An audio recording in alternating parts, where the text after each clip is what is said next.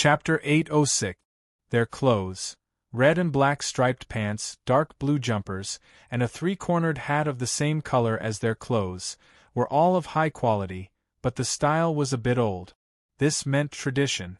As the trade representatives of the Chamber of Commerce, on the sacred inventory day, they would meticulously put on the uniform that the master of the Chamber of Commerce had given them. They came from all corners of the Ramsey continent. Many people's appearance and living habits had long been influenced by the cities they had been stationed in for a long time. Some had beards, some didn't. Some had dyes on their faces, and some had tattoos, but the uniform made these trade representatives look like a whole. They were all loyal servants of the master of the Chamber of Commerce. Welcome back to our home. The current master of the Chamber of Commerce was a young man in his 20s. His name was Sangar, which came from his grandfather.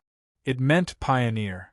7 years ago, when Sangar had just turned 15 years old, he had killed his father's right-hand man who had controlled the Chamber of Commerce for a long time, the master of the Chamber of Commerce, who was also known as the Knight of the Chamber of Commerce. At the same time, in order to establish a foothold in West Sea Town, Sangar not only married the only daughter of the original mayor, Algert, but also married several of his sisters to some nearby nobles with real power. With the help of these relatives, the young master of the Chamber of Commerce quickly opened the business of the Chamber of Commerce on the fast track, and also extended the tentacles of the Chamber of Commerce to the entire Ramsey continent. West Sea Town was only a small town. It was originally insignificant in the sphere of influence of Red Pine City, but because of the headquarters of the Chamber of Commerce, it had now become the most prosperous place in the entire Red Pine City. Sangar personally poured a cup of honey wine for all the trade representatives. For the never-ending trade winds, he raised his wine cup and said, "As long as the trade winds don't stop, my profits will never stop." A total of 12 trade representatives drank the contents of their cups together. They found that there was still a wine cup on the silver plate carried by the servant behind Sangar. One of the trade representatives didn't show up on time on the inventory day. What was going on? One of our friends didn't make it back in time. The representative of Aegon was trapped in King's Landing, Sangar said calmly. It was as if he was talking about a stranger, and not his brother-in-law, who was related to him by blood. However, these trade representatives did not pay attention to Sangar's tone. They were more concerned about the content of the patriarch's words. In the past 5 years, the business that provided the most profit for the Chamber of Commerce had changed. Not only was King's Descent City the center of the Chamber of Commerce's whale blubber industry, it was also the Chamber of Commerce's largest treasury. Only when the trade there operated normally could the Chamber of Commerce obtain an endless stream of real banknotes to maintain the various businesses that they had developed in other cities. Since the year of the monster's rampage, the commercial system of the Ramsey continent had undergone many changes. The most important point was that the gnome gem coin, which was once the backbone of the payment system, was gradually replaced by the real banknotes issued by the scale of perpetual order in King's Landing City. Although this did not mean that gemstone coins had become worthless, in the era when goods produced by various factories in King's Landing City were dumped on the Ramsey continent, the actual purchasing power of gemstone coins was indeed inferior to that of real money. Now, even some of the goods produced on Dwarf Island would be traded with real banknote. This was to facilitate the purchase of goods produced in King's Landing City in the future. Honorable Patriarch, a short, dark-skinned trade representative with thick lips and a mustache broke the silence in the meeting room. What should we do next? What I mean is, should we communicate with the scale of perpetual order and then select a suitable trade representative to regroup in King's Landing City? The trade representative's words did not mention anything about Aegon. There was no mention of the rescue of Aegon, which was cold and heartless. However, Sangar cast an expectant look at him. "You are right. We cannot give up on our interests in King's Landing City." "Then what about Sir Aegon?" A trade representative who was not very good at reading expressions suddenly questioned. However, given that the trade area he was in charge of was in Red Pine City, and that this person had a good relationship with the mayor of Red Pine City, Fred, his question was reasonable. People need to take responsibility for the things they have done. Sangar glanced at him and said indifferently. The attitude of the patriarch of the Trustwind Merchant Guild very well expressed his decision on how to deal with this matter. At this moment, 2 attendants suddenly ran into the meeting room. Because of the bells hanging from their bodies, Sangar and the rest knew of their arrival even from a distance. "Master!" The 2 attendants called out in unison at the same time. They immediately knelt on the ground, each of them holding a letter in their hands and respectfully raising it above their heads, waiting for Sangar to read it. The 2 letters were sealed with wax, a characteristic of the Trustwind Merchant Guild's secret letters. Sangar tore open the wax, took out the parchment inside, and quickly read through it. All the trade representatives present noticed that the patriarch of the Trustwind Merchant Guild's face had turned ashen after he finished reading the 2 letters. Ridiculous! He passed a letter to the trade representatives present. It was a letter from the Dwarf Island, asking the Trustwind Merchant Guild to compensate for the goods they had stored at King's Landing City's slaughterhouse wharf. The transaction has already been completed, and the goods have been inspected and taken over. Now they want us to compensate for the losses. Sangar did not hide his anger. Moreover, those goods are contraband. It was Aegon who took the initiative to provide them for the dwarf. How dare they ask for compensation from us? They are the ones who caused the losses to the Trustwind Merchant Guild. The trade representatives did not know the whole story. However, when Sangar said that the contraband was provided by Aegon on his own initiative, they did not believe him. However, no one was willing to point this out, especially when they knew that even if Sangar was angry, he would most likely agree to the conditions proposed by the dwarves. The reason was simple. The Trustwind Merchant Guild could not risk offending another important trading partner when their relationship with King's Landing City was in danger. If that was the case, Sangar might as well change his name to Digging His Own Grave. As for the other letter, Sangar did not hand it over to the trade representatives present. He walked to the table in the meeting room, took out a feather brush, and wrote a few lines on it. Then, he sealed it with wax and handed it to the waiting attendant. "Return this letter." Chapter 807. The red sun lit up the horizon like the brightest piece of coal in the blacksmith's forge. It licked the edge of the burning clouds and scattered a circle of color like an unintentional graffiti on a canvas. Since they arrived at West Sea Town yesterday, Numan hadn't gotten off the ship.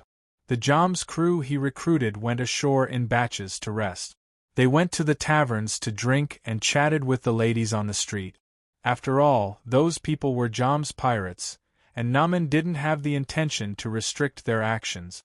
"They really think I'm a Jom's pirate." Numan sipped his yogurt in a tin cup and looked at a magic map on the table in boredom. It was a magical item that could project the vision of a few detection magic eyes onto the map. Now, Numan saw many armored soldiers appear out of thin air near the port anchorage. Those people all had short spears in their hand. There were 2 leather scabbards on the spears with 2 daggers in them.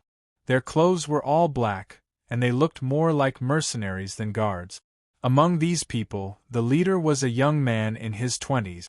He had the typical brown hair of a Ramsey human. It was curled and fell to his shoulders. There was a white rope buckle on his waistcoat. It was the symbol of the captain of the Reliance Wind Merchant Guild. In fact, it wasn't just Numan who was holding the magic map. Before this group of people walked into the harbor, many merchants who anchored their ships here noticed them. Some of the merchants were anxious because they didn't pay enough taxes. Some were calm. They were definitely honest merchants. But most of the people wisely chose to stay on the ships when they saw the armed team. They didn't dare to do anything rash. Of course, most of the people didn't include Numan. "Be careful. Pick up your weapons. "We have guests to entertain." Nauman picked up the microphone on the table and yelled at the top of his lungs. His voice was transmitted through the copper pipes and echoed through the loudspeakers in the cabins. Other than those who were still having fun in West Seatown, all the Jom's pirates heard the captain's warning. The battle zeal that was rooted in their blood began to take effect. The Yomians immediately left the hammocks, dining tables, and benches in front of the workbench and ran to the storage room where the weapons and equipment were stored. The first mate was there to distribute various weapons to them. There were only a dozen or so weapons that could be used to equip the 30 or so Jom's pirates. Muskets with half of their caps missing, flintlocks with rivets on their shafts, ballistas without lubrication, scimitars, shields, oars, short spears, armor-piercing hammers, and so on. However, in order to disguise themselves better, Nauman had purchased a batch of half-body plate armor for these people. Those were the newest designs from King's Landing City this year. In order to protect them from being corroded by the salty sea, the first mate had to constantly rub oil on them. Half-body plate armor was not like full-body armor, and it was not complicated to wear. A person who knew how to buckle a belt could take care of himself with one hand. Therefore, the Jom's pirates quickly put on the armor and rushed to the deck with the weapons that they were used to. Because these people ran too fast, the first mate had to stop two people and ask them to help him carry the real, killing machine to the deck. It was a reinforced iron cannon wrapped in leather. He couldn't carry it alone. The sky was just starting to brighten. In order to get enough energy to participate in the celebration at night, most of the residents of West Seatown were still in bed. Only the hard-working sea merchants would get up early. They were also the ones who noticed the abnormality in the anchorage. Bang! The slow match was pressed into the cap and ignited the hard gunpowder inside. The musket made a muffled sound. Immediately after, thick smoke leaked out from the gap in the barrel and the bullet whizzed forward. "I hit it!" The archer immediately bent his waist and quickly hid behind the side of the ship. He roared with excitement and showed off to his companions. But soon, he couldn't laugh anymore. The armed forces of the Xin Feng Chamber of Commerce were like crazy as they desperately rained arrows down on where he was hiding. Originally, this group of people received orders from the master to sneak onto the ship and secretly get rid of the Jom's pirates, who had fled to West Seatown and were suspected to be planning to take advantage of the situation on Inventory Day. But who would have thought that the pirates would be so vigilant? They had just entered the anchorage, and were discovered before they could even board the ship. They were even shot from behind. What was even worse was that, coincidentally, the person who shot them in the back had killed their captain with a single shot. He was the cousin of the current head of the Chamber of Commerce, Sangar. Even if they succeeded in their mission, they would probably be severely punished. Therefore, the warriors of the Xin Feng Chamber of Commerce turned their fear into anger and prepared to vent their anger on the Jom's pirate. Bang bang bang bang. The arrows shot out from the longbows landed on the deck one after another. The Jom's pirates couldn't even lift their heads under the pressure and could only use the side of the ship as a shield to defend themselves. The first rule of survival on the deck: stay away from the mast. Many people looked at the dense rain of arrows falling from the mast and couldn't help but recite the rules of combat silently. This was the tradition of the Jom's people. It was useless to be afraid in a battle. The calmer you were when you were risking your life, the higher the chance of survival. This was the precious knowledge they had learned from their parents. If you have cannons, don't be stingy with gunpowder and bullets. Standing at the top of the ship's stern, the first mate finally fixed the leather cannon on the cannon with a chain and yelled at the top of his lungs. This was a sentence he added to the various laws that he had passed down to the people of Yomusi. When the pirates heard this yell, their morale was boosted, and they all roared back in response. The first mate then hid behind his helpers who were holding two large oars, picked up a torch, and lit the fuse on the leather cannon. The gunpowder instantly exploded in the barrel, producing a sound that was 10 times louder than that of a matchlock. A round stone bullet was propelled forward by the explosive force of the gunpowder. Of course, the trajectory of the bullet wasn't always straight. It would eventually land on the ground. The first mate looked through the gap between the two large oars, hoping that he would be lucky. This leather cannon was a new toy that the captain had gotten from King's Descends through his connections. He had only fired it a few times and couldn't control the landing point of the bullet well. Fortunately, this shot didn't miss. Even though the stone bullet didn't hit the enemy directly, when it shattered, the stone fragments that flew in all directions caused a few armed members of the Xin Feng Chamber of Commerce to fall to the ground. Chapter 808. Kill Those Who Are Cowardly. Even though the Tradewind Merchant Guild had lost their captain, their squad leaders were still around. In the face of the bombardment from the pirate ship, they decisively gave the order to attack. As a few heads fell to the ground, the soldiers who had been frightened by the bombardment immediately perked up as if they had been injected with chicken blood. Then, with all their might, they charged towards the ship. Originally, they had prepared some rope ladders with hooks in order to sneak onto the ship. But now, the sneak attack had turned into a direct attack. The armed forces immediately changed to new climbing tools. They found some knotty gangway ladders in the harbor.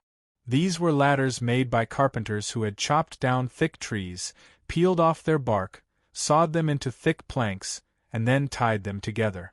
Other than that, some people found poles that were used when loading and unloading goods.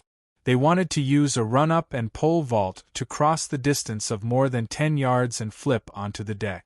Both methods worked. After all, they outnumbered the pirates by at least 3-1. Fighting on a ship docked in the harbor was completely different from fighting on the sea. The Yomian's naval battle techniques were useless. Stand back to back and squeeze them off the ship. The first mate shouted from the top of the ship's stern. He had a helper load the gunpowder for him, while he personally picked up a matchlock gun and fired at a place with a lot of people. In an instant, the deck was overturned. "What's up with that guy?" Numan looked at the deck from the captain's cabin. He threw the ceramic cup that he used to drink milk tea, accurately hitting a Tradewind Merchant Guild soldier who had been trying to sneak attack the pirate. The ceramic cup smashed into the man's head with a bang, causing him to scream in pain. However, it was quickly drowned out by the increasingly intense sounds of fighting. "Keep your eyes open, aim more accurately, and hold the gun more steadily." Narman turned his head and roared at the first mate and his two helpers on top of the stern. Numan then jumped out of the window of the captain's cabin with his battle axe and landed heavily on the deck. He didn't have the standard half-body plate armor like the other crew members, but he held a combat shield with patterns on it. This fellow disguised as a Leviathan contract demon perfectly imitated the traditional battle cries of the pirates of Jorms. He brandished his shield and walked along the side of the ship, leaving himself an unguarded side. Every member of the Tradewind Chamber of Commerce that was hit by his shield was like a leaf that had been swept up by the wind, falling to the deck. After that, Na-Men would raise his axe and give the person who fell to the ground a quick death. "Bozak!" Many of the crew members responded to his shouts at the entrance. They all seemed to have transformed into raging wolves. Swords and sabers were no longer able to fully display their passion for battle. They actually punched, kicked, bit, and used their shoulders.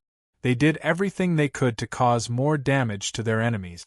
The bloody battle that broke out on the deck not only made the armed members of the Reliance Wind Merchant Association dumbfounded, but also fell into the eyes of the nearby merchant ship owners and sailors.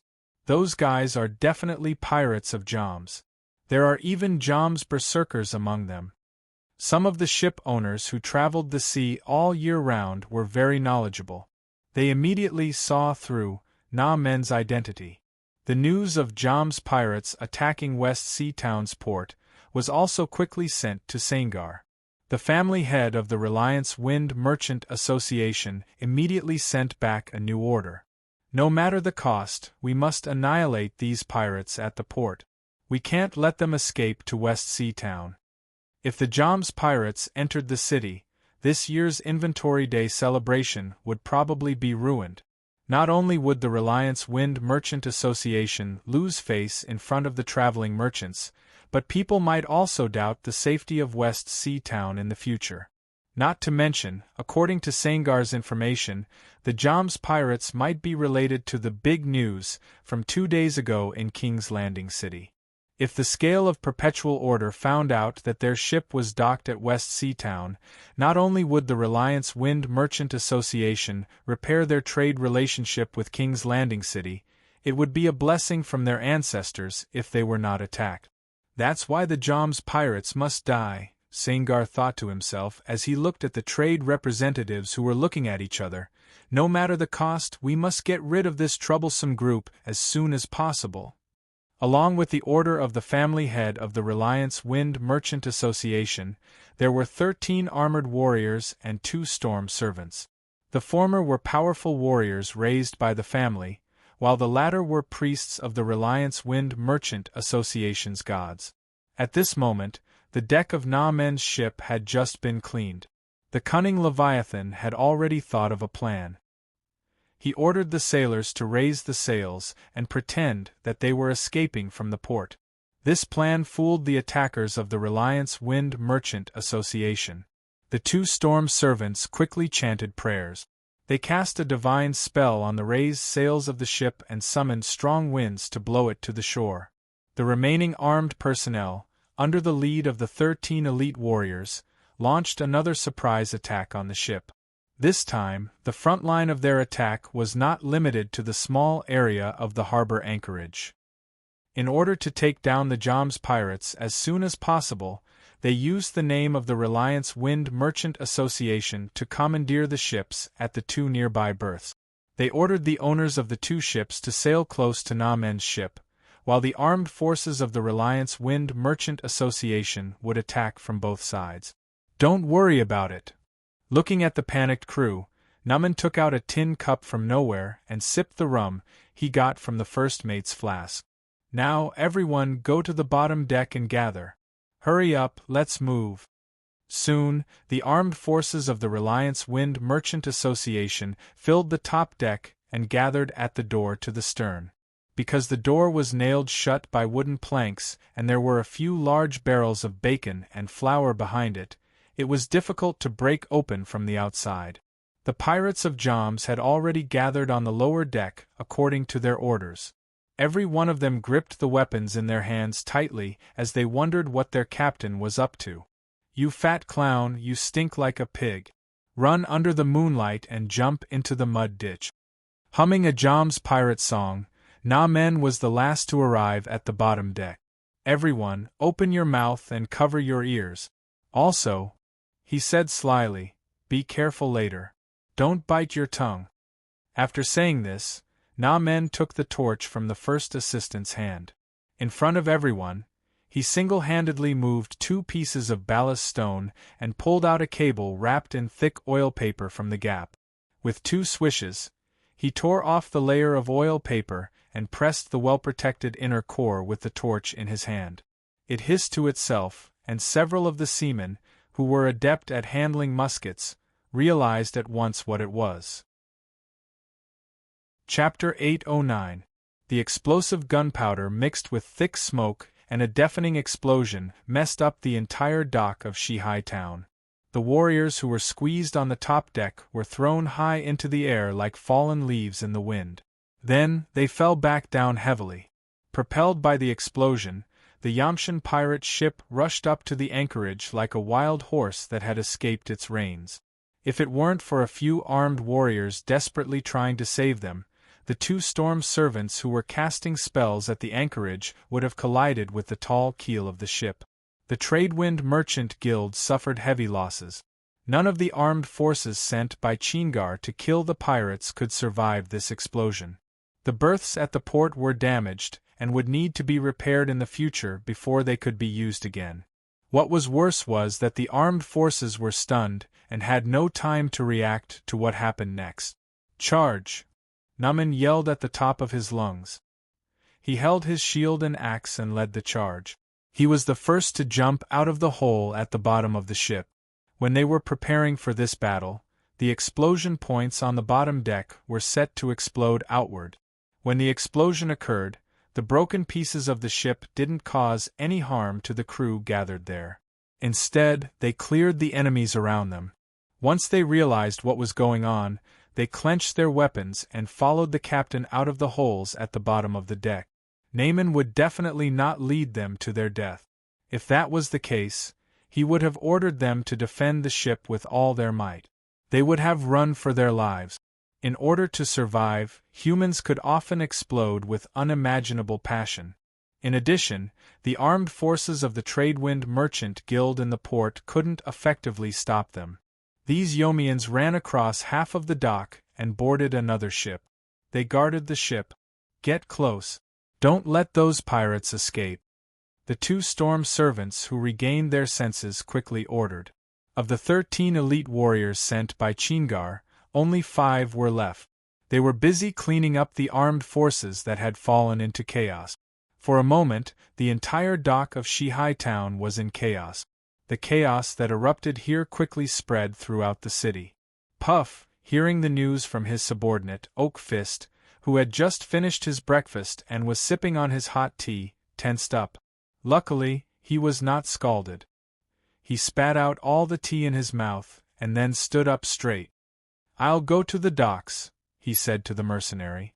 "You go find Mr. Abu and tell him to inform his compatriot. They must, no matter what, convince the master of the Xian Feng Merchant Guild not to attack that ship. As for the reason, he knows very well."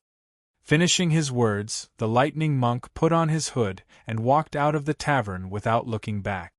He ran straight to Shihai Town's pier. Half an hourglass later, Ablanst, who was not wearing his skeleton disguise, stood in front of a map with his hands clasped behind his back. Many of his followers were gathered on the other side of the hall. Among the dwarves, he was considered tall and had fair skin. He also had a well-groomed black beard. His upper body was relatively thin, like most dwarves. For this meeting he wore a short coat open in the front, revealing a shirt underneath, the collar of the red shirt rising higher than the coat collar. This was the new fashion of Dwarf Island. This meeting room of the master of the Xian Feng Merchant Guild was covered with a beautiful carpet bought from King's Landing. There was a high table in the corner of the room with a crystal bottle on top of it. It was filled with sweet wine suitable for drinking in the morning. 2 single sofas facing each other were placed in the middle of the room. Ablanst did not sit down. The one sitting in the audience seat was a merchant sent by Dwarf Island to Shihai Town. The other seat was prepared for the master of the Xian Feng Merchant Guild, Sangar. If he sat down, not only would it be rude, it would also be a bit rude. So this dwarf investigator had been standing the entire time. During this time, the dwarf merchant invited him to share the large sofa, but Ablanst smiled and rejected his kind offer. He said he wanted to admire the scale map of Shihai Town drawn on the wall. "My friend," before the person arrived, the voice came first. Hearing the voice in the hallway, Ablanst knew the person in question was here. Building this meeting room was definitely the work of a master architect. It was difficult to hear the conversation inside, but even the slightest sound in the hallway would be amplified several times in this meeting room. It was difficult to not attract the attention of the people in the room. "Sorry for making you wait. Today is the trading day, and I was just settling accounts with the trade representatives. You know, merchants have to wait until the accounts are closed before they can enjoy the food and wine in peace." Sangar had a hearty smile on his face. The signature silver-gray hair of the Xian Feng Merchant Guild was tied into a neat ponytail, showing the vigor of a young man without losing his dignity. It was clear that the young master of the Xian Feng Merchant Guild knew there were 2 dwarves waiting for him. He was very familiar with one of them, but Ablanst was a completely unfamiliar face. But he still did not change the furnishings in the room and asked someone to add a sofa. This was his test. Sangar wanted to see who was in charge of this meeting. The result was obvious: the dwarf merchant sitting on the sofa was just a decoration. The real dwarf in the room was the one who had been standing all this time. The two of you must be here for the hijacking of the ship. He didn't sit on the sofa. Instead, he leaned his butt against the armrest of the sofa and sat down in a manner that seemed frivolous but was actually respectful to the dwarf investigator. Then, he spoke directly. This is a smart man, Ablance thought. So he did not beat around the bush. On the ship, there are goods that Dwarf Island urgently needs. You can't attack the ship by force.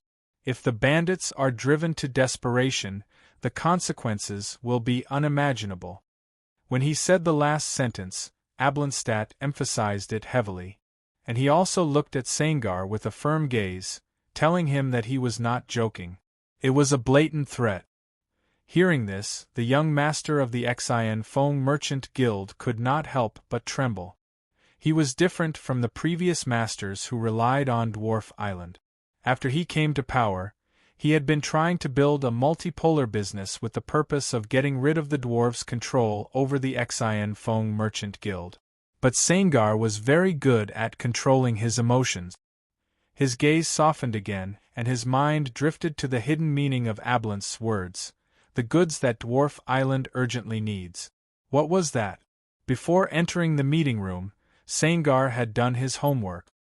He read the records of the ship in detail, including but not limited to the tax payment, the previous sailing route, and so on. All these records showed that it was an ordinary ship that traveled between Dwarf Island and West Sea Town. Its main purpose was to transport the steam machine parts produced by Dwarf Island to the Ramsey continent, and then return with berries and food. Is there a famine on Dwarf Island? This was not impossible, but what could a ship's cargo do? Moreover, before they attacked the ship, the Xin Feng Merchant Guild had promised to compensate the dwarf merchant with a new ship and some goods at a premium. There was definitely something fishy going on. Chapter 8:10. That was what the Yomians thought as well. Seeing that the armed forces of the Tradewind Chamber of Commerce, who wanted to attack the ship, stopped temporarily after being stopped by the dwarf merchants, all the pirates of Yomians who were prepared for battle were shocked. The captain must have hidden some trump card, a sailor with a matchlock gun whispered to his companion beside him. Just like when we played cards with him in the past, the person sitting opposite him never won. Many people who heard this all laughed out loud. They all knew what happened to the sailor with the matchlock gun before the ship sailed to West Sea Town. At the card table, he lost a week's worth of salary to Numan. "Shut up, you pighead."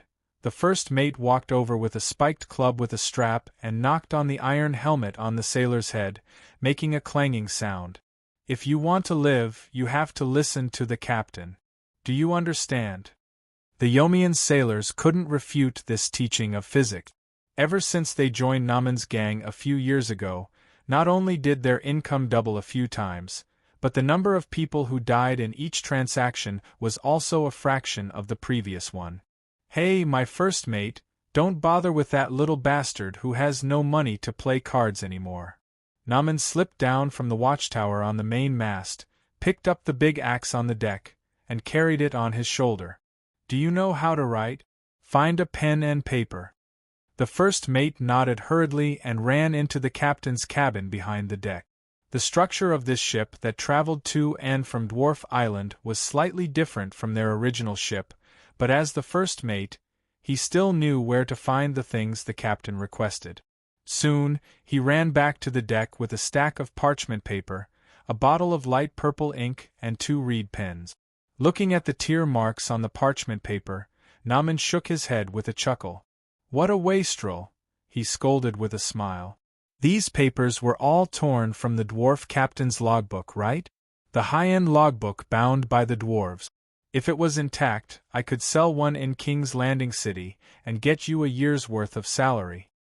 The first mate was startled for a moment, but soon after, he let out a simple and honest laugh.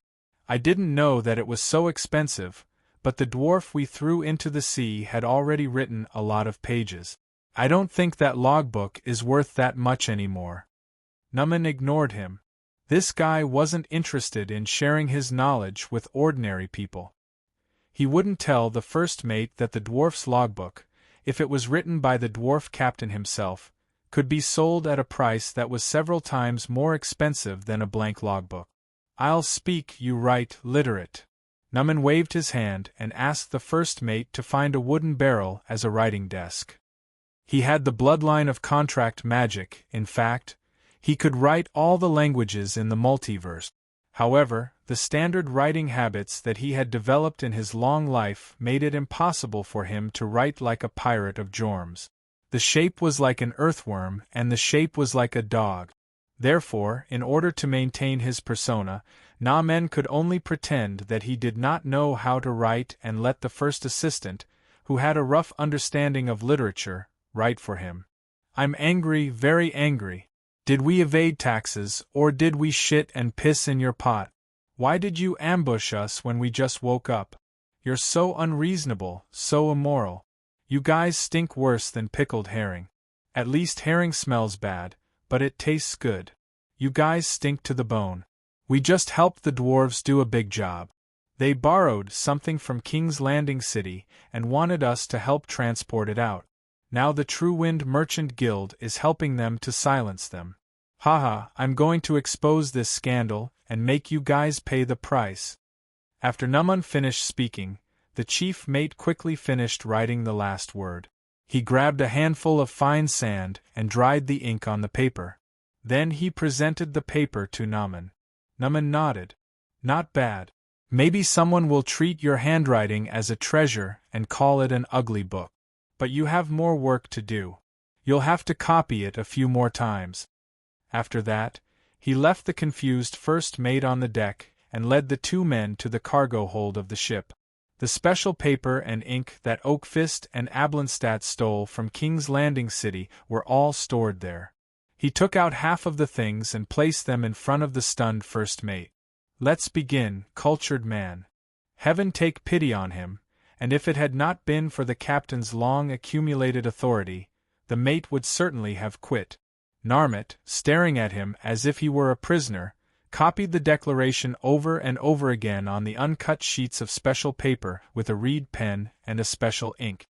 Every time he finished writing, Numan would order someone to roll it up and attach a piece of King's Landing City banknote that he took out of his own pocket. He used a string tied with pebbles to make a strong paper tube. Then he swung his arm and threw the tubes to the other ships on the dock. By the time his money bag was empty, the first mate had already copied over 50 declarations. His arms were so tired that they were trembling. Numan picked up the last paper tube and threw it at the armed forces of the True Wind Chamber of Commerce. The paper tube landed at the feet of a storm attendant. They had already tried their best to retrieve dozens of these things. He had already read the contents, so he summoned a ball of fire without thinking and burned the paper tube on the ground to ashes. The paper tubes from before had already been sent back to the True Wind Chamber of Commerce's headquarters for the master to review. In the audience room of the True Wind Chamber of Commerce, it was so quiet that one could hear a pin drop. Sangar held an open paper tube and looked at the contents written on it. His heart felt like it had fallen into a hole of ice. "You're looking for your own death." He gritted his teeth and said. The young man's face had already become ferocious. "You actually want to drag the True Wind Chamber of Commerce down with you? What do you take me for? Son of a bitch midget!" He roared, without any of his previous bearing. His words also became extremely rude. "Answer my question. Otherwise, don't even think about leaving this audience room." It wasn't his fault. He didn't care about the contents of the declaration at all. Even if he was cursed at a few times, he wouldn't lose anything. But the contents were written with special ink on special paper. Even if there was no real banknote attached, anyone who had used the legal currency of King's Landing City would be able to tell at a glance that there was something wrong with the paper and ink. This was simply making the matter clear. Although the armed forces quickly moved out and retrieved most of the paper tubes, there were still some that were missing. Moreover, even if they retrieved all of the paper tubes, This action alone was enough to cause a heated discussion. Perhaps, before today's counting day was over, the news of the stolen coin making materials appearing in West Sea Town would spread to the scales of Eternity Chamber of Commerce. No, this was almost certain. Sangar almost went crazy. It was true that the merchants docked at the port had some benefits with the True Wind Chamber of Commerce, but in comparison, they definitely wanted to curry favor with the scale of Perpetual Order more. Seeing the ferocious eyes of the Xian Feng Chamber of Commerce's family head, Ablenstadt's expression also became serious. He hesitated for a moment before continuing, "You can use your sword against us, but can't you do the same to others?" Chapter 8:11. Do you know what you are talking about? Sangar gritted his teeth. But Ablenstadt, who stood in front of him, ignored the ferocious expression of the head of House of Messengers. The dwarf investigator nodded and calmly said, "Of course, I never talk nonsense. You advised me to intervene in a murder, isn't that nonsense? Not to mention the target of the murder." Sangar paused. Because of the uneasiness in his heart, he just bit his tongue. Is all the merchant friends who came to attend the Inventory Day celebration? "I'm just offering a suggestion," Ablance denied. "It's just a suggestion that is the most rational and feasible. As for the target of the murder, I don't have the right to choose. It's all up to you." Hearing this, Sangar took a deep breath. He turned his head and walked to the balcony of the audience room. He slammed the closed door open and didn't even care about destroying the bolt on the door. The young head of the house walked to the balcony and overlooked the entire Shihai town from the towering castle. His eyes locked onto the pier by the sea. Because of the distance, the place in his eyes was like a wet leaf stuck to the periphery of the town. Murder, arson. Sangar's face twitched unnaturally, and Ablenstadt also walked to the balcony. All the sins can't be borne by the messengers alone. You have to do something. Dwarf Island didn't just send a few merchants to Shihai Town. A very smart suggestion, the dwarf investigator replied after a few breaths. But we have to move the remaining cargo out of the ship first. Although the pirate of Joms destroyed some of it, I brought more than that. The cold night indicated that winter was coming. Therefore, after a morning of fighting and an afternoon of torment, Naman let the first mate and the Joms crew distribute the winter clothing they found on the dwarf ship. Naman himself wore a long and thick coat over his shirt and pant. The buttons on the front and collar of the coat were tightly fastened, and the back and sides were long. It hung down to his ankles and danced around his waist like a cloak.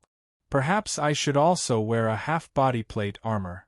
Looking at his own attire, Naman couldn't help but think. He didn't like this kind of skirt-like attire. But in the end, he gave up on this idea. We are at war now. This is not the time to think about fashion or tradition. The warmongers under Sir Keys's command wear uniforms so that their subordinates can recognize them easily. Accordingly, Naaman sat in a grand manner under the mainmast of the top deck, and had a lighted windlight with blubber candles hung over his head.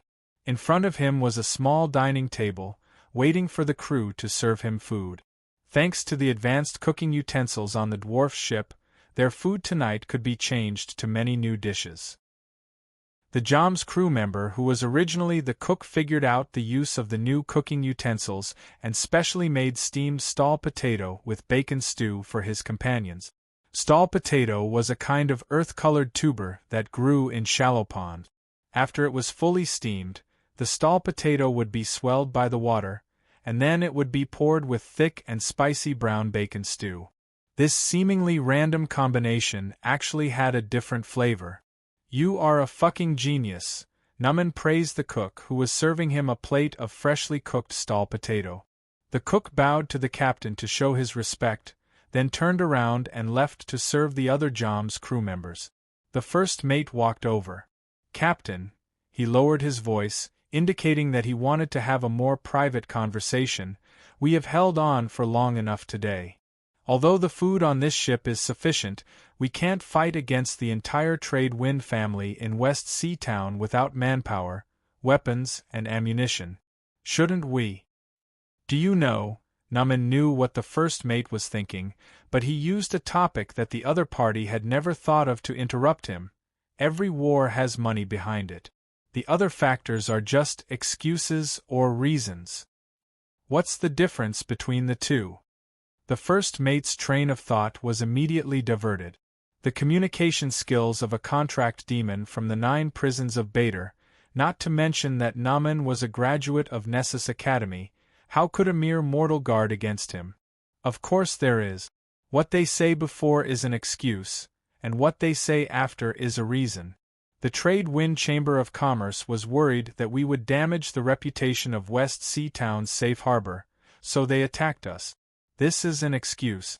And when I told the merchant ships about what they did with the dwarves, I gave them a reason: to kill everyone who knows. Hearing Numan's explanation, the first mate was so shocked that his jaw almost dropped. They would really do that? They would kill everyone on the merchant ships docked at West Sea Town's harbor. The Trade Wind Chamber of Commerce would go crazy. They would be crazy if they didn't do that, Numan said calmly. So, at the beginning, they only had to deal with 20 people, but now they want to eliminate hundreds of warriors who have been living on the sea for a long time. You know, according to the rules of boarding battle, once you board the deck of the enemy ship, there is no possibility of a draw. In the end, one side will win completely and the other side will lose completely. Looking at the first mate who was still confused, Numan explained patiently, which was rare. So, don't say that we don't have enough manpower, weapons, and ammo. At the very least, we still have hundreds of allies and a dozen galleons to squander before those ships are all burned to the ground. Of course, the premise is that the Trade Wind Chamber of Commerce attacks quickly. After sending away the first mate who was deep in thought, Numan continued to eat his dinner. He put the dinner plate on the table, and soon the Jom's crew member who was responsible for cooking ran over, changed the utensils for the captain, and removed the low table that was used as a dining table. The cold night wind blew. Many of the crew members who also finished their dinner and stayed on the deck had goosebumps. Tonight, West Sea Town should be brightly lit, singing and dancing everywhere, and people gathered together to celebrate the year's harvest. But now, looking from the deck, West Sea Town in the distance was like a dormant beast, completely hidden in the darkness of the night. The sea had already begun to rise and kept surging to the shore, slapping against the merchant ships docked at the berth. Accompanied by the sound of flowing water and wooden boards, some people with sharp eyes saw a large group of figures appear at the entrance of the harbor. The captain is right. Standing on the stern, the first mate saw this scene clearly. This is probably all of the Trade Wind Chamber of Commerce's armed forces. There are 5 to 6 times more people than the ones who attacked the ship this morning. It's impossible that they are only here to take down 20 people. Chapter 8:12. That tree can talk. A soldier of the Chamber of Commerce stuttered. His fearful expression caused some of his colleagues around him to sneer. Usually, they would disdainfully call these guys who talked crazy before going to the battlefield new recruits. However, this sense of superiority didn't last long. This was because they had also seen it. No, it should be said that they had heard similar words. Ha ha ha, the fools are still worried about who should go first. The palm trees outside the port swayed with the wind, and the leaves rustled as they whispered intermittent words. Fortunately, the fear was quickly eliminated. When a midget walked over and casually kicked an iron barrel at the side of the pier, a cry of pain was heard from the barrel. A dwarf poked his head out of the barrel and looked at his compatriot alertly. "Take care of yourself," Ablenstadt snorted. "If you don't waste your illusion on making fun of people, you might be able to end this boring game faster." Faced with the dwarf investigator's questioning, the illusionist showed a trace of embarrassment. Soon, under the dumbfounded gaze of the armed forces of the Chamber of Commerce, more than a dozen dwarves appeared from all corners of the port, in wooden boxes, in piles of abandoned ropes, and under the waves of floating reeds. If you want to continue to go to Stim's game hut to clear the game, then you'll have to work hard. Ablandstat stretched out his long finger and pointed at the ship anchored at the port. I don't want to spend the whole night here. The illusionists all nodded in agreement. The dwarf investigator then walked to Sangar. The master of the Chamber of Commerce just took over the management of the armed forces not long ago. He was waiting for news at the moment. Once the family's patrol battleships blocked all the routes to the open sea from the port of West Seatown, Sangar would give the order to attack. He didn't want to and couldn't leak any information about this battle. In order to cover up tonight's battle, he even sent a few merchant ships that specialized in transporting alchemy raw materials for Dwarf Island to find an excuse for the fire that was about to ignite in the port tonight. The arrow on the bowstring had to be released.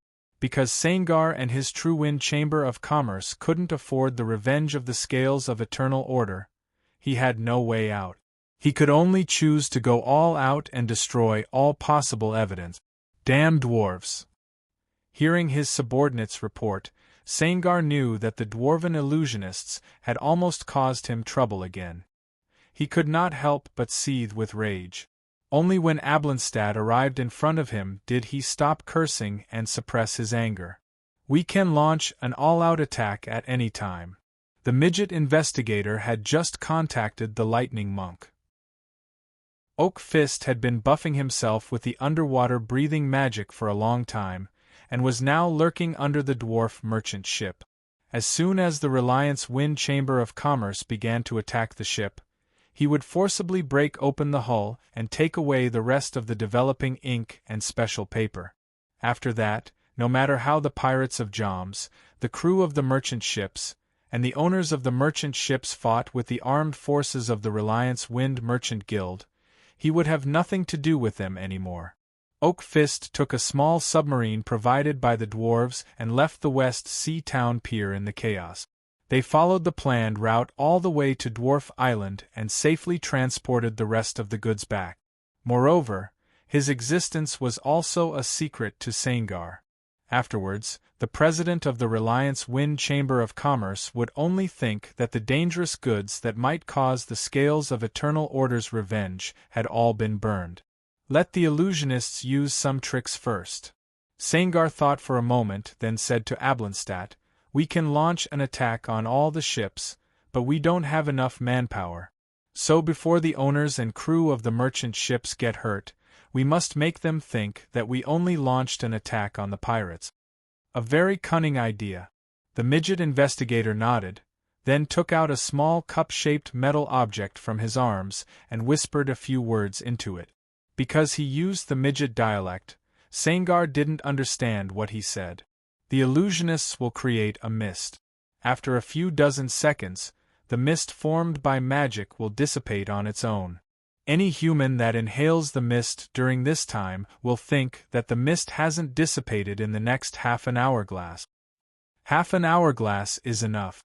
Sangar waved his hand and signaled the midget investigator to immediately order his compatriots. With our military strength, even if we don't clean up the entire harbor, we will only leave 2 or 3 people behind. I believe in the strength of your Chamber of Commerce. About a sixth of an hourglass later, the harbor of West Sea Town suddenly had clouds of mist rising for no reason. Because it was night time, the wind blew from the land to the sea, so the thick mist quickly drowned the ships docked in the berth. Numun, who was sitting on a wooden barrel with his legs crossed and his hands crossed, couldn't help but smile when he saw this. After waiting for a long time, the Reliance Wind Chamber of Commerce finally began to move, and it was a midget style. "Chief Officer," Numun yelled at the top of his voice, "is the seasoning I want ready? It's time to add the seasoning." The chief officer, who was standing at the back of the deck and working with 2 other Joms crew members around a wooden barrel, heard the captain's call and quickly responded, "It'll be ready soon." Then, he immediately pulled out the wooden stick that was used to stir the solution in the wooden barrel and threw it over the side of the ship. The other 2 Joms crew members also copied his action and threw away the other 2 sticks. They worked together to lift the wooden barrel to the side of the ship and poured the scarlet, bubbling solution into the sea along the side of the ship. The solution was originally just some meat soup, but Numan added some flavor-enhancing seasoning that he got from the Ogre Gourmet Blue. Although the amount of seasoning was not much, its effect was amazing. It did not smell like anything, but when it tasted, one could feel the strong smell of blood. The thick meat soup that Numan asked the chief officer and the sailors to stir was filled with the seasoning that Blue would need to cook for a month. According to his speculation, all the sharks that swam within a few dozen kilometers of West Sea Town would be attracted by this barrel of meat soup. In other words, in the next period of time, anyone who tried to attack Numan with a boat or a duck would have a close encounter with a group of sharks. Chapter 8:13. The thick fog dissipated and the battle began. They are throwing spears. Hide. Numan, who was sitting on the barrel, quickly bowed and rushed to the bow of the ship. The main mast couldn't provide him with excellent cover, but the towering bow of the ship could. A bunch of javelins landed on the deck. Most of them were sharpened wooden sticks, so there were no casualties. Numan shouted, "Prepare for battle!" Then, he quickly poked his head out from the side of the ship and looked at the small sampan that was rapidly approaching the ship. The front of these small sampan was equipped with spear-like accessories, so that it could be used to nail the hull of a large ship in a naval battle and make it easier for people to climb up the side of the ship. Numan stepped on the edge of the ship and jumped onto a sampan. The small sampan was so jolted by his steps that it was as if it was going to throw the people on it into the water. He lowered his head and barely dodged an axe above his head. Then, he turned around and stabbed the attacker with his sword. Because he had already considered that he would take the lead in a springboard battle, Numan didn't bring a giant axe. Instead, he brought a swift sword and an iron hook that was specially used to organize the rigging. He crossed his legs and made an open space on the slanted deck. Then, he stood firmly and stabbed the enemy with his sword in his right hand. At the same time, he used the iron hook in his left hand to grab the enemy's weapon. As long as he locked the weapon, and then when he pulled hard, he would use the swift sword to stab the enemy's neck. He had already seen clearly that in the armed forces of the Chamber of Commerce, except for a few small team commanders, most of the soldiers weren't equipped with armor to protect their throat. A man with a shaggy face opened his bloody mouth and roared as he pounced at him. The opponent's battle axe flew up and down.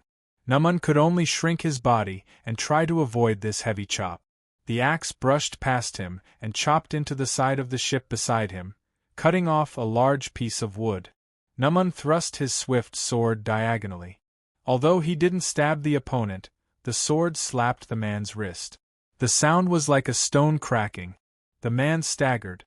Numan took the opportunity to step forward and hit the man's chest with his shoulder, throwing him out of the ship. Not long after, the sampan changed hands. Numan ignored the armed forces that were crawling towards the dwarf ship behind him. Instead, he made a hand gesture with 3 of his fingers, summoning water to push the small sampan towards a large ship nearby. As expected, the merchant ship was also engaged in a close combat battle. The ship's owner was commanding the crew to fight against the Tradewind Chamber of Commerce's soldiers who were constantly climbing onto the ship. No matter how loudly the ship owner shouted, declaring that he was an honest merchant who had nothing to do with the pirates of Joms, the warriors of the Tradewind Merchant Guild paid him no heed. Although he was sneering in his heart, Namen's underling was not careless. He quickly climbed the rope ladder on the side of the ship and jumped onto the deck. He quietly circled to the back of the Tradewind Chamber of Commerce's soldiers, who were blocking the entrance to the poop, and mercilessly launched a surprise attack from behind. Before assigning the mission to attack the ships, the Xin Feng Chamber of Commerce had clearly investigated and analyzed every ship anchored in West Sea Town. They had estimated the resistance strength of each ship and used that as a basis to arrange how many people to send to each ship. The captain and crew of this ship only had a dozen people, so the Tradewind Chamber of Commerce only sent 20 or so soldiers.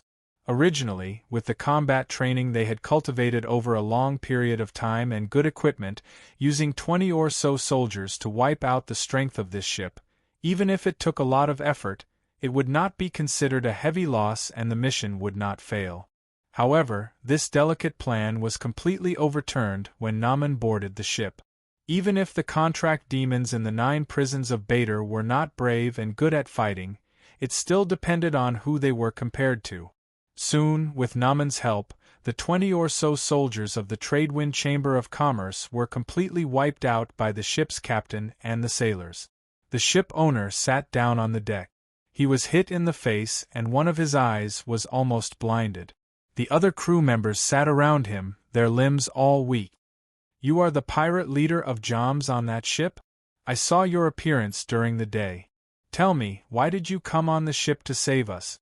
Although he was heavily injured and exhausted, the ship owner's mind was still very clear. Naman took out something that looked like a wine bag from his bosom. "White medicine from King's Landing City.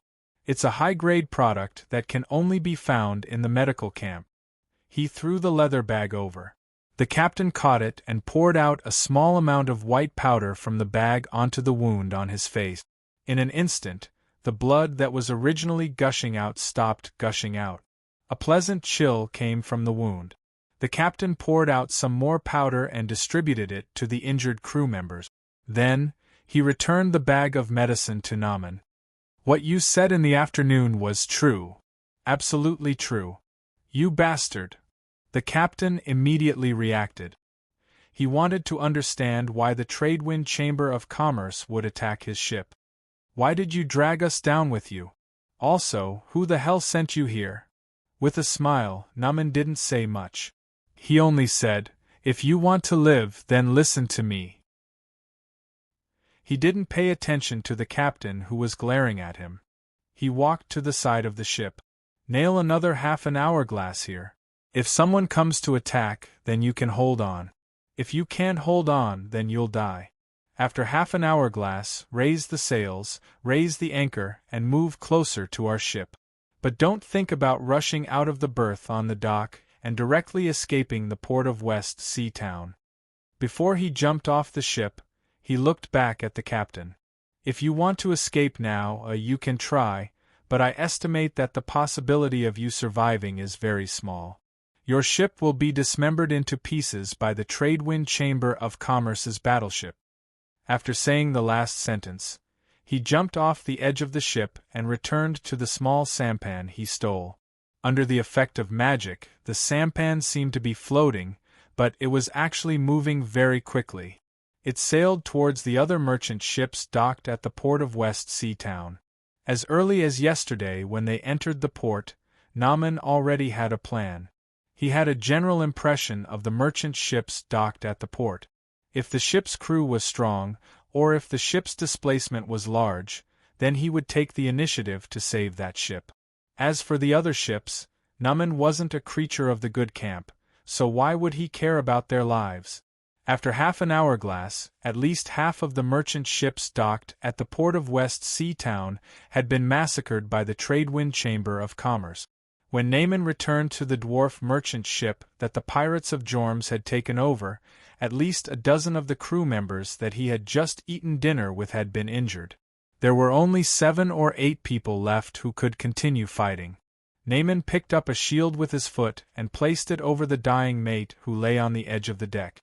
Then he turned into a wild beast and slaughtered all the warriors of the Tradewind Chamber of Commerce on the deck. "Raise the sails and raise the anchor." After the massacre, he searched through the pile of corpses on the deck for a long time before he found the trumpeter. He took down the horn hanging on his body and blew it with all his might. Under the shocked gazes of the remaining Jorms crew members, the dwarf merchant ship moved without wind and slowly sailed out of the berth. Chapter 8:14. Oak Fist was about to go crazy. Damn it, when did the ships made by Dwarf Island become so sturdy and durable? The lightning monk had already tried stabbing with his iron sword and 2 or 3 divine spells, but he still couldn't make a hole in the bottom of the ship. Also, a large number of sharks appeared at the dock of West Sea Town. Because Oak Fist was hiding under the water, he became the target of the vicious sea creatures. He had to divert some of his energy to deal with them.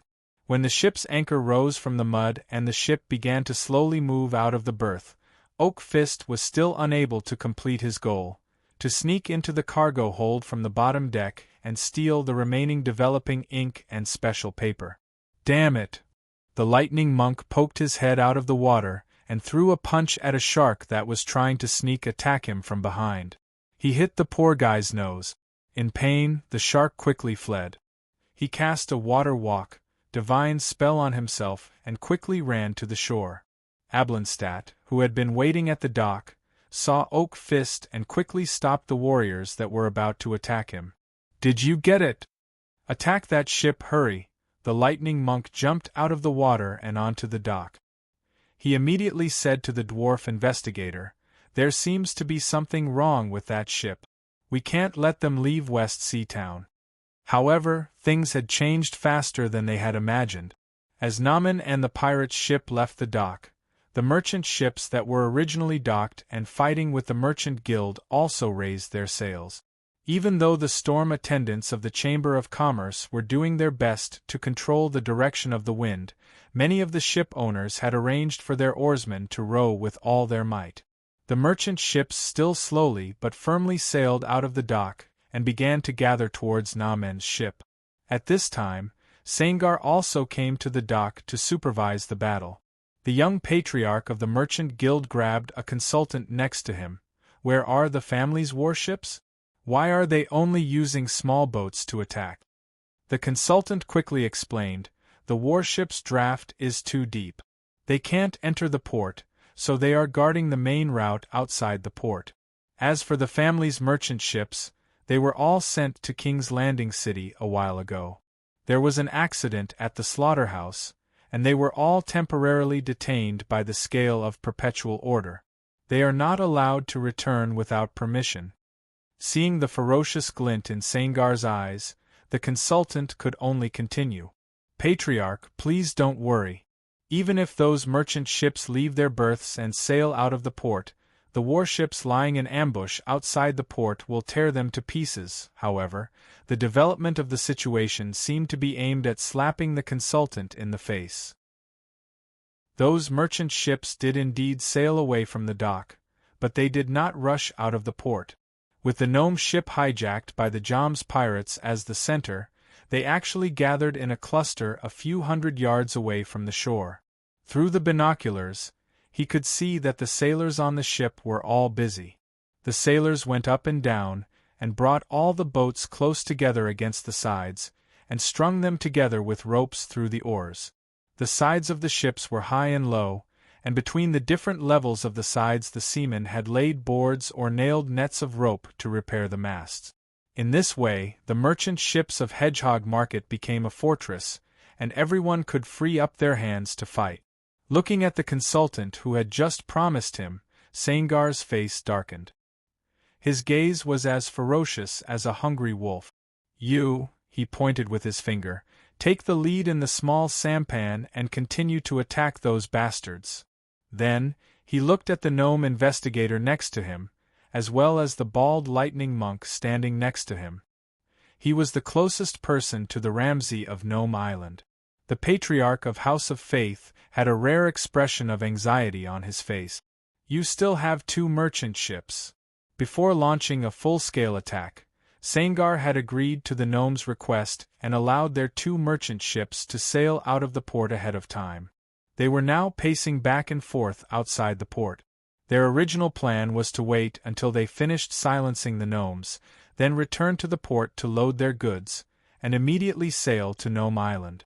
But now, on the port of Shihai Town, other than the merchant ships that had escaped, all the other merchant ships had been destroyed. Many of the ships were even stranded in their berths. In other words, if the Chamber of Commerce wanted to continue attacking the merchant ships that had formed a fortress on the sea, they could only take the small sampan. However, Sangar had just learned from the messenger that a large number of sharks had appeared at the port of Shihai town. It was probably because too many corpses had fallen into the sea, and the smell of blood had attracted all of them. If they took the small sampan to attack, not only would they be naturally restrained when fighting against the large ships with towering sides, it would also be very dangerous just to sail a few hundred yards. You must let those 2 merchant ships come back and carry my soldiers. Sangar's eyes were burning, and his voice was as shrill as an owl's. We have suffered a great loss in this battle. Not only did we lose the reputation of the Chamber of Commerce, but we also lost a port. He was not exaggerating when he said this. As everyone knew, sharks were creatures with good memories. After this battle, the area around Shihai town would be especially favored by sharks for a long time. Naturally, there was a great risk for ships docking here. But you gained the friendship of Nome Island, Ablenstadt replied to the patriarch of the Chamber of Commerce. However, this midget investigator wasn't really unreasonable. He was not stingy with the 2 merchant ships of the same clan. Instead, he immediately contacted them and ordered them to return to the port of Shihai town as soon as possible. They would carry the soldiers of the Chamber of Commerce to attack the floating fortress on the sea. At night, the entire port of Shihai town was lit up with bonfires. The Chamber of Commerce took out bales of blubber candles from the warehouse. They threw these precious goods into the bonfire to increase the brightness of the flames and make it easier to fight. The 2 Nome merchant ships were full of soldiers and sailed side by side on the sea. They were separated by a distance of around 20 meters. Many small sampans were using this as a shelter to avoid the sharks while simultaneously attacking from the side. They attacked again and again until the sun rose and the first rays of the morning sun shined on the sea. The floating fortress still didn't fall. Although many of the merchant ships that were connected by ropes were slowly sinking, the surviving captains and sailors relied on the wooden planks and ropes placed on the sides of the ships to continuously cross one side of the ship after another. They moved to the side that was not attacked and continued to defend. Chapter 8:15. Numan drank a few mouthfuls of wine and the wine slammed into his stomach like a fist. After a while, warmth spread throughout his body. He tossed the wine to the first mate who had just undergone surgery and was lying on the deck. Other than the Jam's pirates, the other people in this moving fortress made of merchant ships were all sea merchants and their crew members from all over Ramsey. After a night of fighting, these people had already silently accepted Numan's command. The one sitting next to him was also a captain. He looked around and asked, "How many people do we have left?" Shrugging his shoulders, Numan replied, "About 150 people. About half of them are injured and about 20 of them are seriously injured. The doctors on the ship have all been gathered and are doing their best to save the injured and perform surgery on them." A Jam's pirate sitting across from Numan said that Kyongal was sitting comfortably on the shore the entire night. He doesn't care about the people of West Sea Town and is determined to kill us all, even if we might drown first. "No," Numan said, "if you jump into the sea now, you will definitely be bitten to death by sharks before you drown." It was a very cold joke, even colder than what the Jam's pirate had said. The atmosphere instantly became very awkward. However, the instigator Numan acted like nothing had happened. He stood up and walked around the deck. Then he leaned against the side of the ship and looked into the distance. The faint morning light shined on the surface of the sea and seemed to coat the entire West Sea Town harbor with a layer of orange. Flocks of seagulls and crows wandered on the surface of the sea. They circled around the floating corpses and wanted to pick up some leftovers from the shark's mouth. At this moment, a dark cloud suddenly appeared on the horizon in the distance. It was as if a large bruise had appeared in the sky. Many people on the floating fortress saw this scene and had goosebumps all over their bodies. The cold wind blew the flag on the ship until it fluttered like long hair. Under the dark cloud, the sky was a misty green that flickered in and out. Whoosh! Numan whistled. We finally made it in time. These people won't last long. Outside West Sea Town, a fleet was slowly entering the harbor. They were originally arranged in a half-moon formation, but in order to increase the efficiency of entering the port, they temporarily changed into a wedge-shaped formation. Behind them, the trade wind family's battleships had all been turned into spare parts.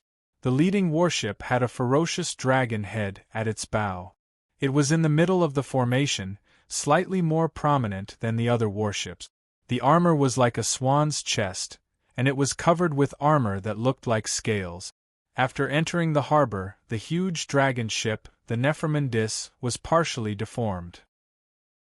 Two sets of symmetrical claws extended from the sides of the ship.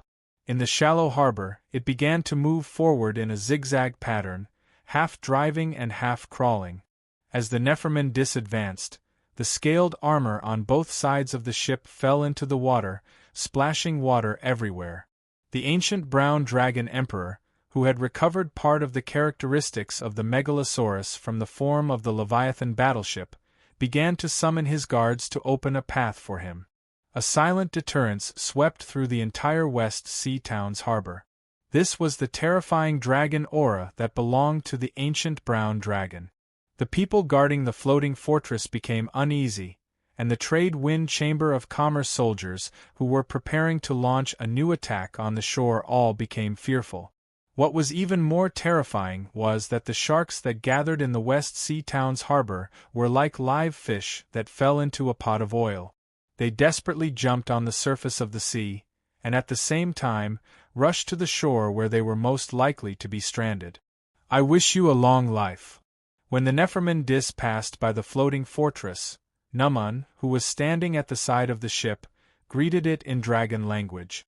The ancient brown dragon turned its head and glanced at him, then continued to walk to the West Sea Town's harbor. Some of the crew members on the floating fortress even stood up to take a look. They found that there was not a single sailor on the leading battleship. Unless Keyes was there, the ancient brown dragon would not allow anyone to board its back.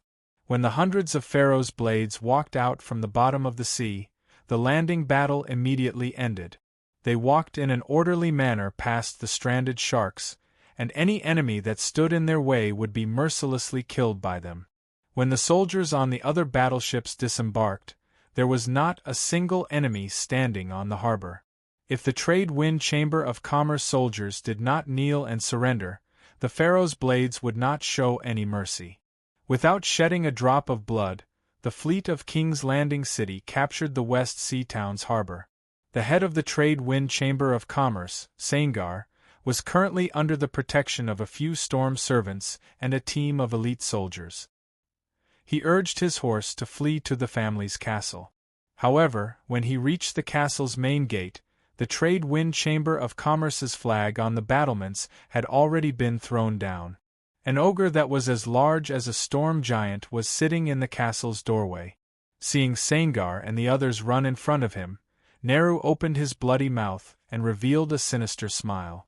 "I've been waiting for you for a long time. It's best if you don't surrender. I'll get some exercise today." As he spoke, he stood up from the ground and charged at the trade wind chamber of commerce's team with his ebony spikes. The giant weapon that was even larger than a battering ram was like an ordinary wooden stick in his hand. He swung it around vigorously. Facing such a vicious weapon, they would die if they were grazed.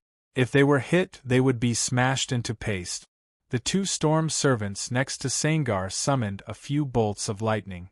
However, even if the mountain-like ogre was struck by the lightning, it was as if nothing had happened. As a natural ogre warlord, Nehru had extremely high magic resistance after reaching adulthood. Furthermore, after being targeted by the storm attendants, Nehru even took out a revolver that was thousands of times larger than the normal model from his waist. He pulled the trigger and used the bullets, that were like small barrels of gunpowder, to point at the divine spellcasters. Bang! Bang! Bang! Bang! Bang! Bang! Bang! After pulling the trigger 6 times in a row, 6 shallow pits appeared on the ground. In these shallow pits, there were pieces of flesh that were about to be smashed into foam and a bullet that looked like a lead ball.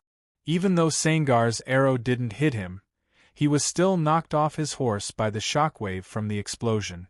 One of his legs was pressed down by the horse that fell on the ground, and he could not move at all. Nehru swung his ebony spikes and swept across the trade wind chamber of commerce's face. The trade wind chamber of commerce's face was bruised and swollen, as if he had been punched dozens of times in a row. However, he was lucky. Nehru had to capture the trade wind chamber of commerce alive, so he was not smashed into pieces by the ebony spikes like his soldiers. Fred and Green, the mayors of Red Pine City and Emerald City, looked at this horrifying scene and could not help but gasp. "My old friend, have you issued your latest administrative order?" Green looked at Fred. "I and any rational Ramseyan absolutely do not want to face such an opponent on the battlefield." Chapter 8:16. Winter had arrived and the first snow had fallen. Because King's Landing City had a naturally unfrozen harbor, trade activities weren't greatly affected. The Devil's Stomach Tavern in the harbor area was still very lively. The door to the tavern suddenly opened and a group of people walked in. They were all huddled up in their knee-length deerskin coats and looked like travelers from the southern city-states of the Ramsey continent. "This is great." Mr. Gree had just drunk a large cup of beer and was sitting behind the bar. His body leaned crookedly against the wall of the tavern. The firewood in the fire pit crackled. Because there was a special flue under the floor, the tavern was warm and cozy. The merchants were busy toasting each other and discussing all kinds of business information as they toasted each other. "Those dwarves really are crazy." A drinker took a sip of honey wine, which was the most appropriate drink of the season. He burped and then continued to complain to his friends at the same table. They actually dared to steal something from the scale of perpetual order. "Humph," another person responded. That person was also a merchant. In the end it was all over. Even the Reliance Wind Chamber of Commerce and the Wusong Chamber of Commerce suffered. "I still have a fucking box of goods in the Wusong warehouse that I can't take out right now." Bad luck. Who said it wasn't? What they were talking about was the hottest topic in the Ramsey continent recently. Although it happened in King's Landing City, the entire Ramsey continent was paying attention to it. In particular, the public trial that was about to be held in King's Landing City attracted everyone's attention. Since the establishment of the city-states of the Ramsey continent, this was the first time a city-state had tried a noble, a citizen of Dwarf Island, and the head of a large chamber of commerce. The names of Red Pine City's Aegon, the dwarf investigator Ablenstadt, the dwarf illusionists of West Sea Town, and the head of the Reliance Wind Chamber of Commerce, Sangar, had already spread throughout the Ramsey continent. Merchants and travelers gathered in King's Landing City. These people were all keenly aware that a fierce storm was about to sweep through the land. However, they also saw an opportunity in the midst of the crisis. When the storm gathered, the eye of the storm was actually the safest place. And King's Landing City was the eye of the storm. After all, the power of the scale of perpetual order was deeply ingrained in everyone's hearts. "Let's order some honey wine," someone suggested as soon as they walked into the tavern and found an empty long table. "The mutton soufflé here is good too." Oak Fist was quite familiar with this tavern. The Lightning Monk had visited King's Landing more than once. Every time, he would go to the Demon's Stomach Tavern to solve his stomach problems. He knew how to match good food without being too expensive. "Is this really okay?" A man sitting near the wall frowned and looked at the noisy tavern hall. The Devil's Stomach is where the Breakwater Tavern used to be. When Soft Maple City was still around, this place was famous for the gimmick of "no secrets can be kept." "Don't drink too much." Oak Fist glanced at his deputy commander. "The best way to hide a drop of water is to drip it into the sea. The best way to hide a grain of sand is to throw it into the sand." Seeing that the commander had made up his mind, the deputy commander did not say anything else. On the day that the Reliance Wind Chamber of Commerce was destroyed by the army of King's Landing, only Oak Fist and his mercenaries escaped from West Sea Town. They traveled for more than 10 days before arriving at King's Landing with the first snowfall of the year. The Lightning Monk had communicated with his god, and Stim had given his will: bring the dwarf investigator Ablandstat back to Dwarf Island. At the very least, he could not be judged by the human city of Ramsey. This was not to say that the god favored dwarves. In fact, the dwarf god that Ablandstat believed in was not the god of virtual games, Stim. It was just that Stim had calculated an outcome that was not too ideal through his divine power. If Ablandstat was allowed to be judged, then his plan to recruit human believers among the humans of Ramsey would be completely ruined. And during this period of time, he obviously could not bear such a blow. More than 10 years ago, when the Holy One descended and participated in the defense of Dwarf Island from the Lord of Reef Fort, the number of dwarves on Dwarf Island who believed in Stim had greatly increased, whether in terms of the number or the degree of piety. He had also benefited from this. Now, he was steadily transforming from a weak divine power to a lesser divine power. Previously, the loss of the power of faith due to participating in the Blood War had almost been completely made up for by the gains of this period of time. Stim was even now planning whether he could break through the ceiling of a lesser divine power and become an intermediate divine power in one go.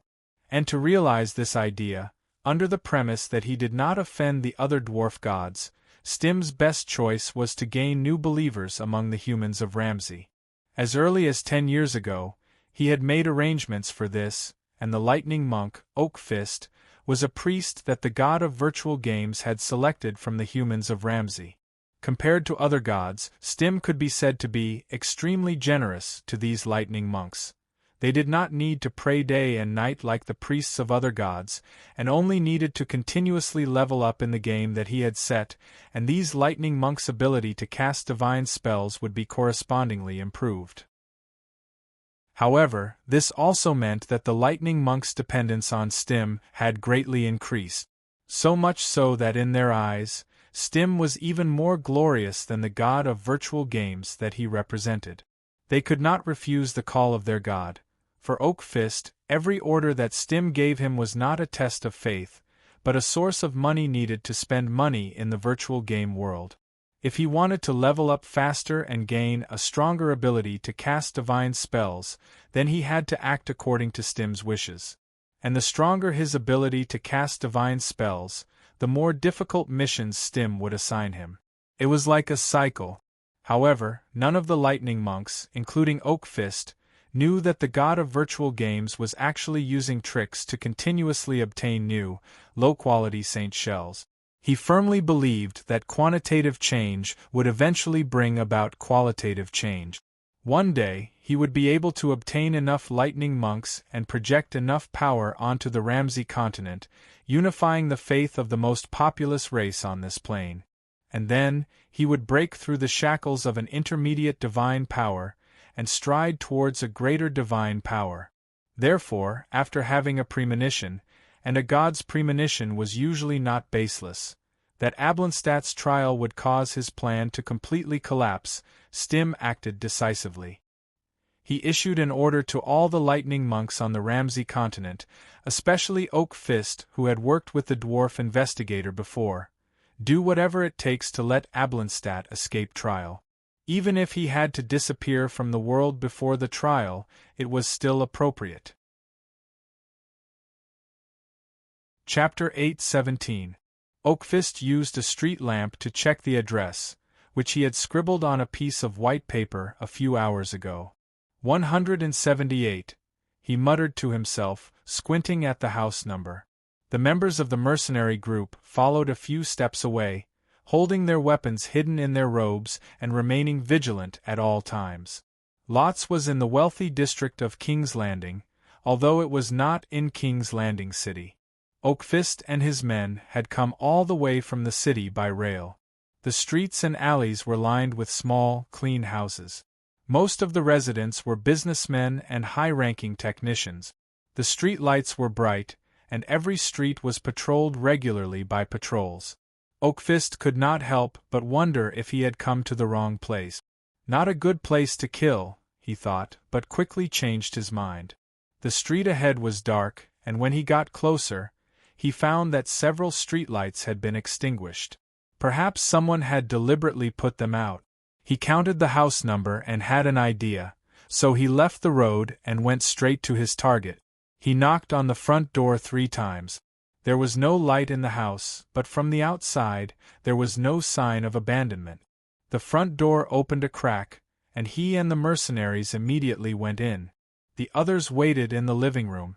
Oakfist was grabbed by the arm and led into the hallway to the back room. A match was lit and a candle was lit. Above the candlelight was an unfamiliar face. "Nice to see you, Lightning Monk." "Likewise. I hope I am not late." "The other guests are not here yet." "Very well. I would like to hear their plan of action myself." Oakfist's eyes adjusted to the light. He looked around and found himself in a small kitchen. The floor and cupboards proved it. There was a person sitting on what looked like a countertop. He had a pipe in his mouth, but it was not lit. The person was not tall, of medium height, and had a good posture.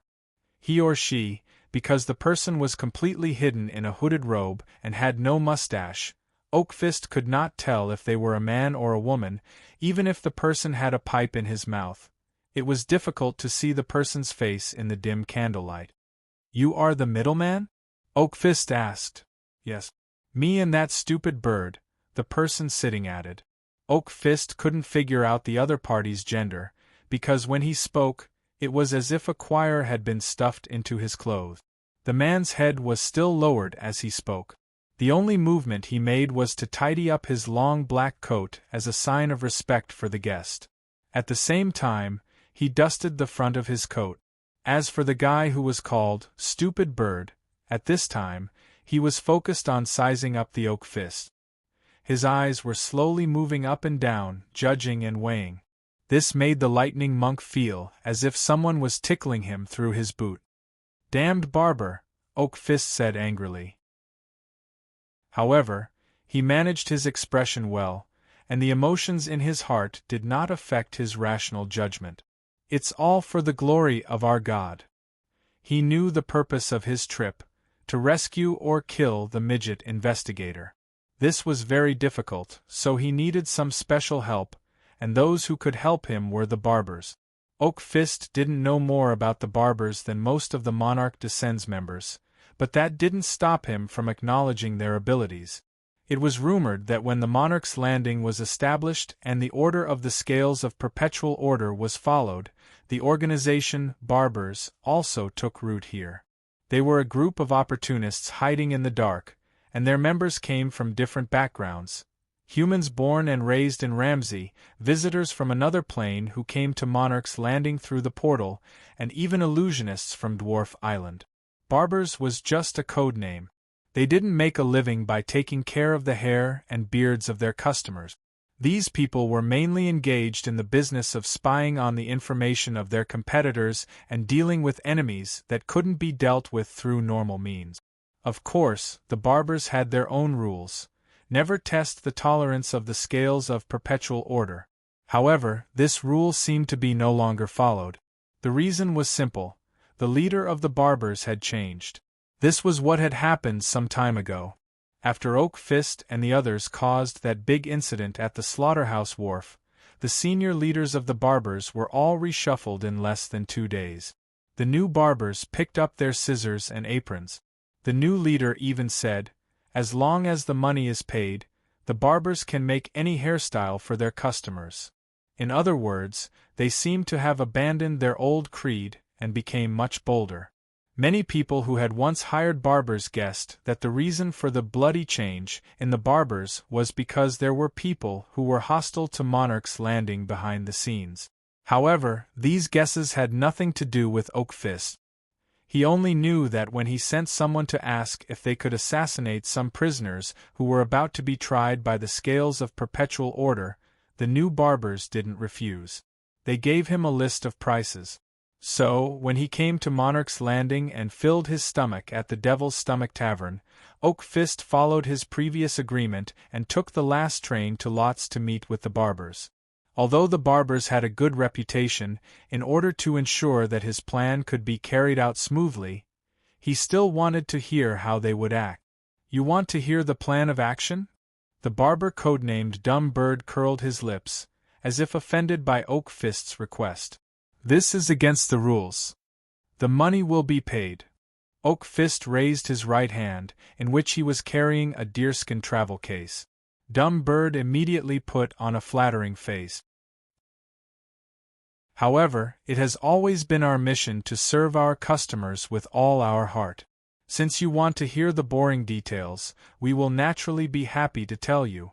As he spoke, he stretched out his two palms. Oak Fist put the case on the two chicken claw-like palms and turned his hands behind his back. He watched as Dumb Bird couldn't wait to open the case to check the real banknotes inside. The clattering sound of the case only lasted for a few seconds before Dumb Bird closed the case again. The corners of his mouth curled up, and he squeezed out an extremely ugly smile. "The barbers are already in a meeting." Dumb Bird took out a wooden beer mug from the cupboard and handed it to Oak Fist in front of him. He then put his palm to his ear. "You can listen to what they are planning." Oak Fist did as he was told. When he picked up the wooden mug, he realized that there was a thin metal wire connected to the bottom of the mug. At the same time, outside the kitchen window, a two-story building across the street lit up with candlelight. However, it didn't take long for the curtains to be drawn on the windows of the building to prevent malicious eyes from peeking in. "It's them?" Oak Fist listened attentively. "The barbers who are going to carry out the mission are all Japanese." Chapter 8:18. The new hotel built by the mayor of Red Pine City was open for business, although he was the only customer. The living room was extremely spacious. The brick walls were ornate, and the granite fireplace was big enough for two bulls to fit in. The butler invited the master of the Boundless Chamber of Commerce to take a seat, but Mitaru politely declined. He just walked around slowly, waiting for the owner of the hotel to appear.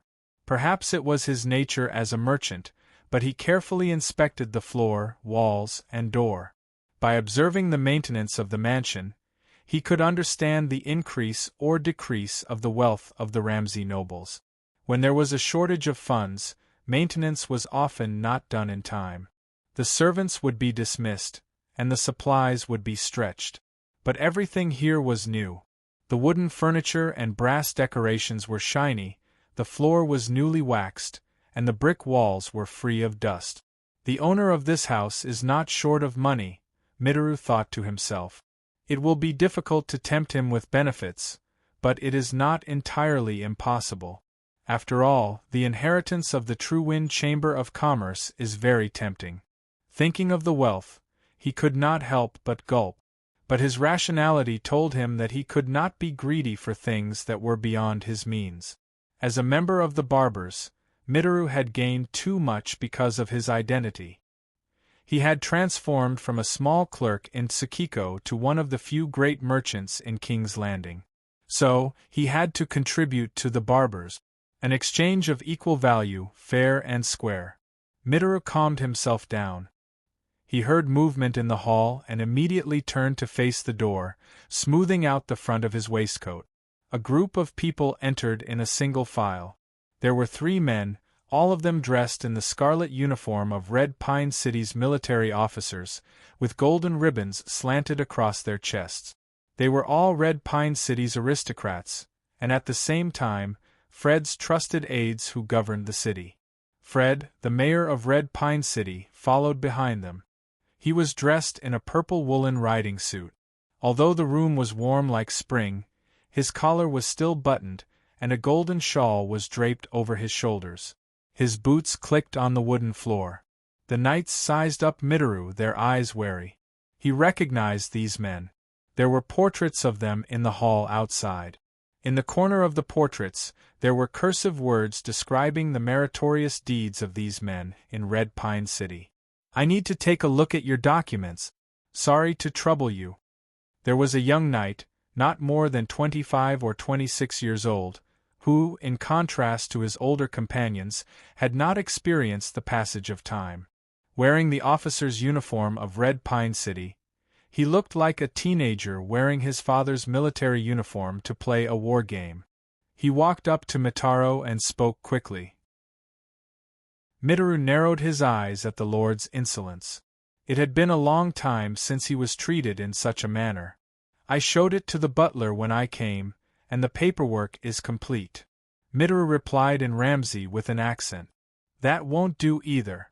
Mitaro fumbled for an envelope and handed it to the young knight. He suppressed his anger. The young knight simply ignored him and flipped through his documents. Then he returned to his older colleague and handed them one of the papers. It was a list of trade activities between the Meishu Chamber of Commerce and Red Pine City.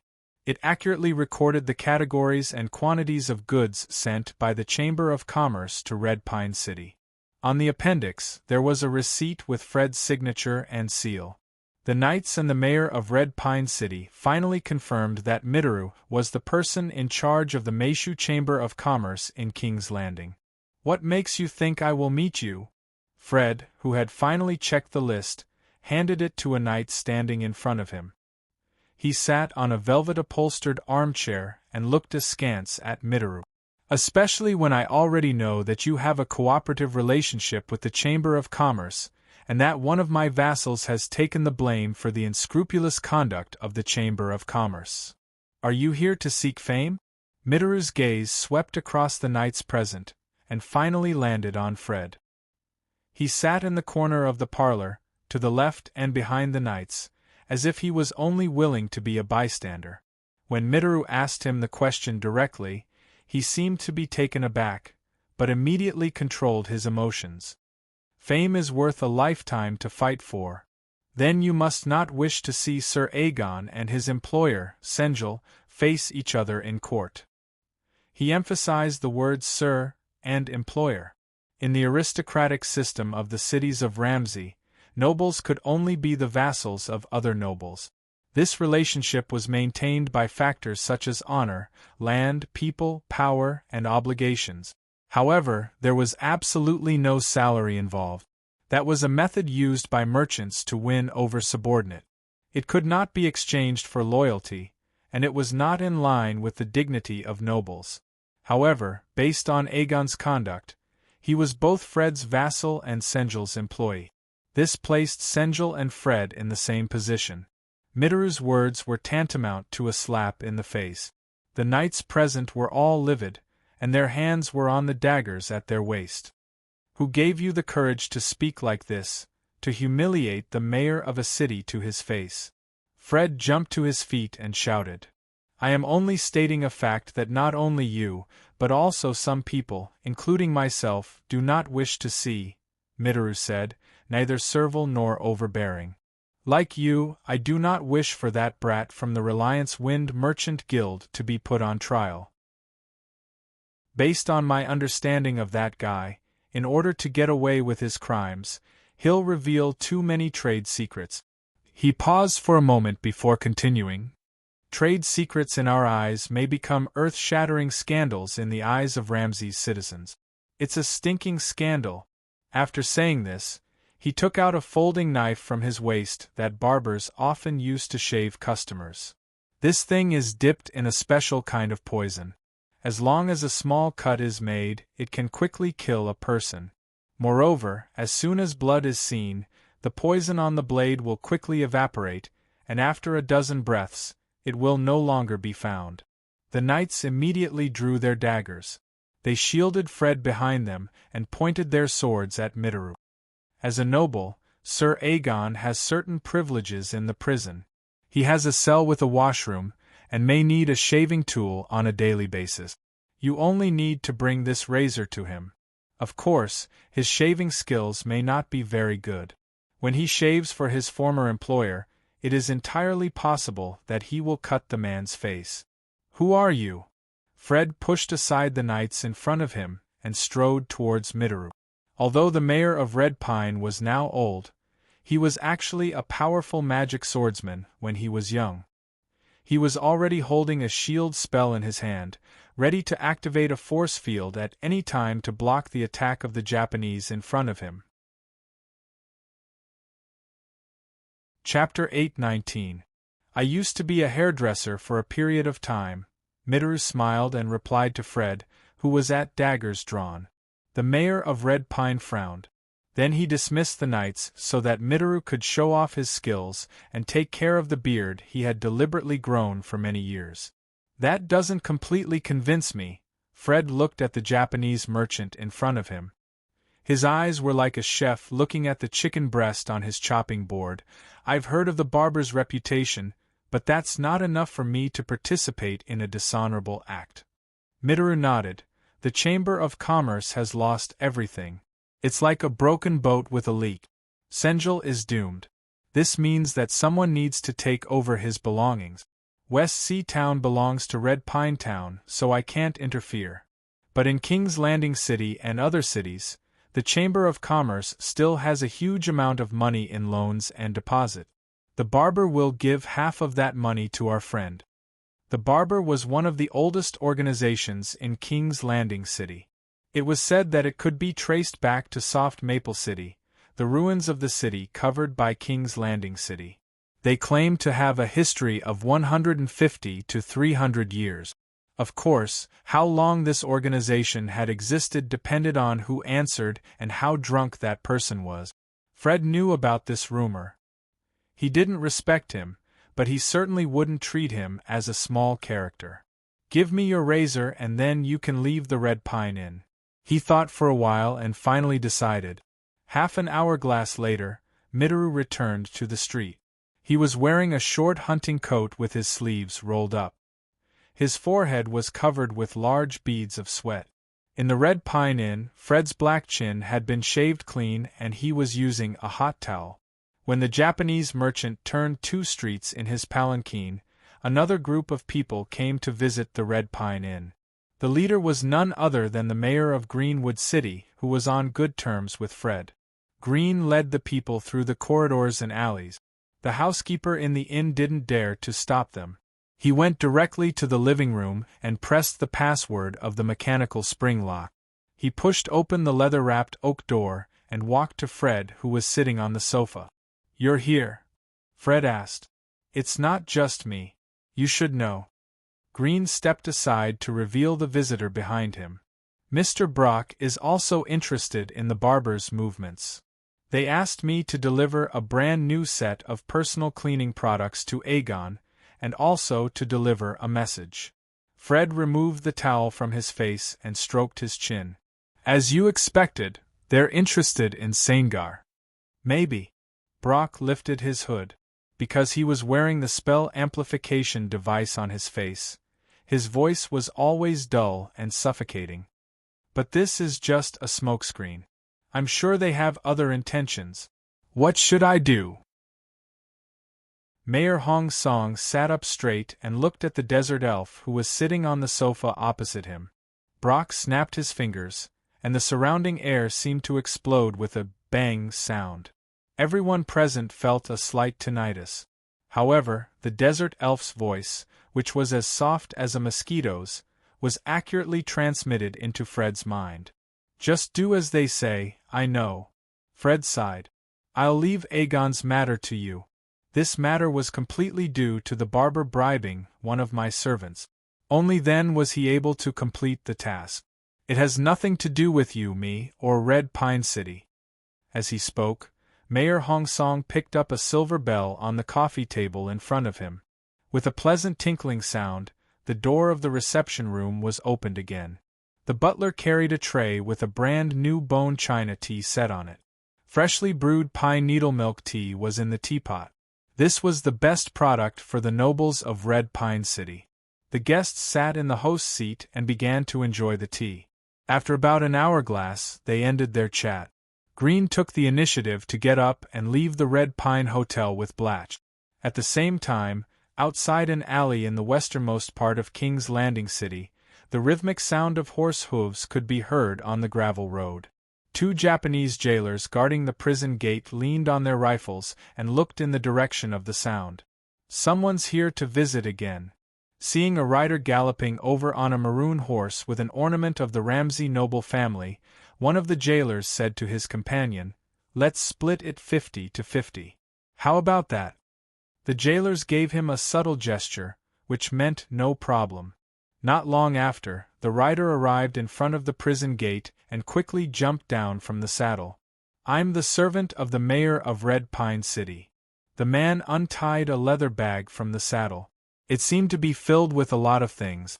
When he untied it, it made a clanking sound. "I'm here to deliver some personal cleaning products to Sir Aegon. Please make an exception." Then, the man shook hands with one of the jailers. Feeling the thickness of the things in his hand, the jailer nodded to his companion. The two of them had a tacit understanding. As for the bag of personal cleaning products, they just casually checked it and wrote a receipt for it. Originally, with the greed of these Japanese prison guards, these personal cleaning products might have been taken advantage of before they were placed here. Just a few months ago, there was a tragedy in this prison. A few ignorant jailers robbed a dangerous person of his belongings. Among those belongings, there was a terrifying item that could move and kill people on its own. Since then, the Japanese jailers had been much more restrained. Now they only dared to collect banknotes. They did not dare to think about the items that were sent into the prison. After all, no one could say for sure whether or not there would be any strange and deadly things inside. As a knight of Red Pine City, Aegon enjoyed some privileges that ordinary prisoners did not have in the prison. For example, at least half of his cell was above the ground, and he could enjoy the warm sunlight for most of the day. For example, not only was his cell equipped with a mattress, but there was also a separate bathroom for him to use. Today, the mayor of Red Pine sent someone to deliver a package full of personal cleaning products to him. Aegon opened it and took a closer look. It was full of things that he used on a daily basis. Apart from a sharp razor, which he rarely used to shave, Aegon did not know why Fred would send him such a tool. Aegon picked up the razor and frowned. He slowly rubbed the tortoiseshell inlaid handle with his thumb. Chapter 8:20. Saengar woke up with a start. His clothes were soaked in sweat, his body was hot, and his breathing was labored. He saw the sunlight shining through the window that was enclosed by a grid of thumb-sized cast iron rods. It was already past 10 in the morning. "Master!" A rhythmic knock came from the black oak door of the prison. Hearing the voice, Senjal knew who was standing at the door. Aegon had been visiting him at this time of the day to chat and play a game of heroes chess. "Come in." Saengar got out of bed, tidied himself up, put on a new set of clothes, and opened the door. Aegon stood leaning against the door frame, holding a bowl of oatmeal in one hand and a small deerskin bag in the other. He did not bring the checkered chessboard. Behind Aegon, two Huzang jailers stood with spears in their hands. Their role was to ensure order in the prison. When dealing with noble prisoners like Aegon and Saengar, they also had to ensure their safety when exercising their limited freedom of movement. "You seem to be sleeping well." Saengar glanced at Aegon. He found that his relative's eyes were full of vitality, and the wrinkles on his face had smoothened out. "At least you're better than me." Aegon put down his breakfast. "The food in King's Landing prison is good." He handed Saengar a silver spoon. "The oatmeal has tender yellow cheese cubes with a bit of nutty sweetness." Saengar shook his head out of habit as he ate his breakfast to dispel the remnants of his sleepiness. His consciousness was hazy and his thoughts were slow. This meant that he was still not used to the bed in the prison. "I have to ask them to change me into a bed with a cushion and a pillow with a silk cover. Otherwise, I'll die of exhaustion before the public trial," he muttered in his heart. It had been 5 or 6 days since he was imprisoned here, and Aegon had been here about a month earlier than him. Saengar did not know how Aegon got used to this place. "You're not playing chess today?" Noticing that the other party didn't bring a chessboard, the head of the Xian Feng Chamber of Commerce asked in surprise, "Could it be that they won't even allow us to enjoy such a small pastime?" Aegon smiled. He opened the deerskin pouch and took out a silver-plated mirror. Before the establishment of King's Landing, when the Ramsey city-states still used gemstone coins, no one would be so extravagant as to use such a large gemstone coin to make toiletries and other personal cleaning products. "You must look forward," Aegon said, stroking his smooth, bruised cheek. Sangar realized that his beard and hair had grown into knots and needed a shave. After finishing the oatmeal porridge in the bowl, Senner walked to a brass basin and opened the pipe that was connected to the outside, allowing the hot water to pour into the basin. He washed his face and wiped his face with the towel twice. Aegon placed the small mirror on the table, pulled out a chair for Sangar, and took out a linen cloth to wrap around his neck. The head of the Xian Feng Chamber of Commerce nodded and sat on the chair. He asked curiously, "Since when did a noble lord become so skilled? Prison life can change people so much?" "Forced by life." Aegon sighed and wrapped the linen cloth around Sangar's neck. "Sometimes people have to do things by themselves. Don't worry, my skills are not bad." The sharp razor slid across Sangar's neck. He felt a chill in his throat, and then he could no longer make a sound. In addition to the lethal poison, the razor was also coated with an anesthetic that could quickly paralyze a person. "My skills aren't bad, although I've only just learned," Aegon repeated, adding a little more to what he had just said. He picked up the razor and tried his best not to look at Sangar, whose face had turned blue. He then slammed the razor on the wooden table in the cell. Along with a crisp paw sound, this sharp but fragile weapon instantly broke into several pieces. According to the hint he had touched from the handle of the razor, as long as the blade was broken, the toxins on the razor would all dissipate after a dozen breaths, erasing the evidence of his murder. "I hope Fred hasn't gone mad," Aegon prayed. In the inscriptions on the hilt, besides telling him what to do, there were also two important hints. First, remove the wax patterns on the hilt. Second, no matter what happened after the deed, he had to keep a sacred silence in exchange for the amnesty that would eventually come. However, he felt like his heart was being gnawed away. This was not the first time he had killed someone, but it was the first time he had betrayed his ally. The sound was almost tangible, and it came from behind him. Aegon jerked his head back. The demon's gastrointestinal tavern. Oak Fist was in his room. He sat cross-legged on the floor, resting his folded arms on his knees and chewing spinewood to stay awake. Ever since the meeting with the two barbers, the lightning monk had been a little restless. "Did I forget something?" Oak Fist thought to himself. Although Stupid Bird and Strange Man behaved normally, they had usurped the power of the gang not long ago in an extremely cruel and ruthless way. Logically speaking, these two people should be arrogant and perverse people. But why didn't they have any intention of raising the price when they talked to me about such a dangerous business? It was as if they were trying their best to facilitate it. He was starting to regret not using lie detection when they met to make the deal. At least he could have known if the two were lying to him. Instead of sitting on the floor and torturing himself, he could only sit there and think hard. Knock, knock, knock. There was a knock on the door. "Who is it?" Oak Fist asked in a low voice. He had already informed the tavern owner not to let anyone disturb his rest. And if his mercenaries came to pass on information, he had already left the window open, so they did not need to go through the tavern stairs. "Hello, the Public Security Administration of King's Landing City has sent someone here." A one-eyed bartender stood outside the door. His blind eye was covered with an eye patch, while his other eye was deep and unfathomable. "They have informed all the hotels and asked the guests to gather in the main hall of the pub. They said that they have something to inform everyone. Sorry to disturb your rest, but the matter is very urgent." Chapter 821. What's going on? I heard that the Public Security Bureau is catching thieves. No, their leader is carrying a notice. It seems like he wants to inform us of something important. All the passengers gathered in the tavern hall were whispering to each other, but the Public Security Bureau's action team turned a deaf ear to them and had no intention of restraining them. Therefore, they were not going to arrest anyone. Oak Fist was mixed in the crowd. He judged that these Public Security Bureau members were indeed here to inform them of something important.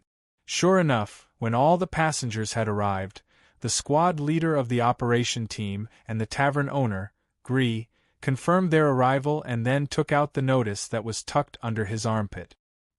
He stretched out his hand and shook the linen cloth, revealing the side covered with spells and runes.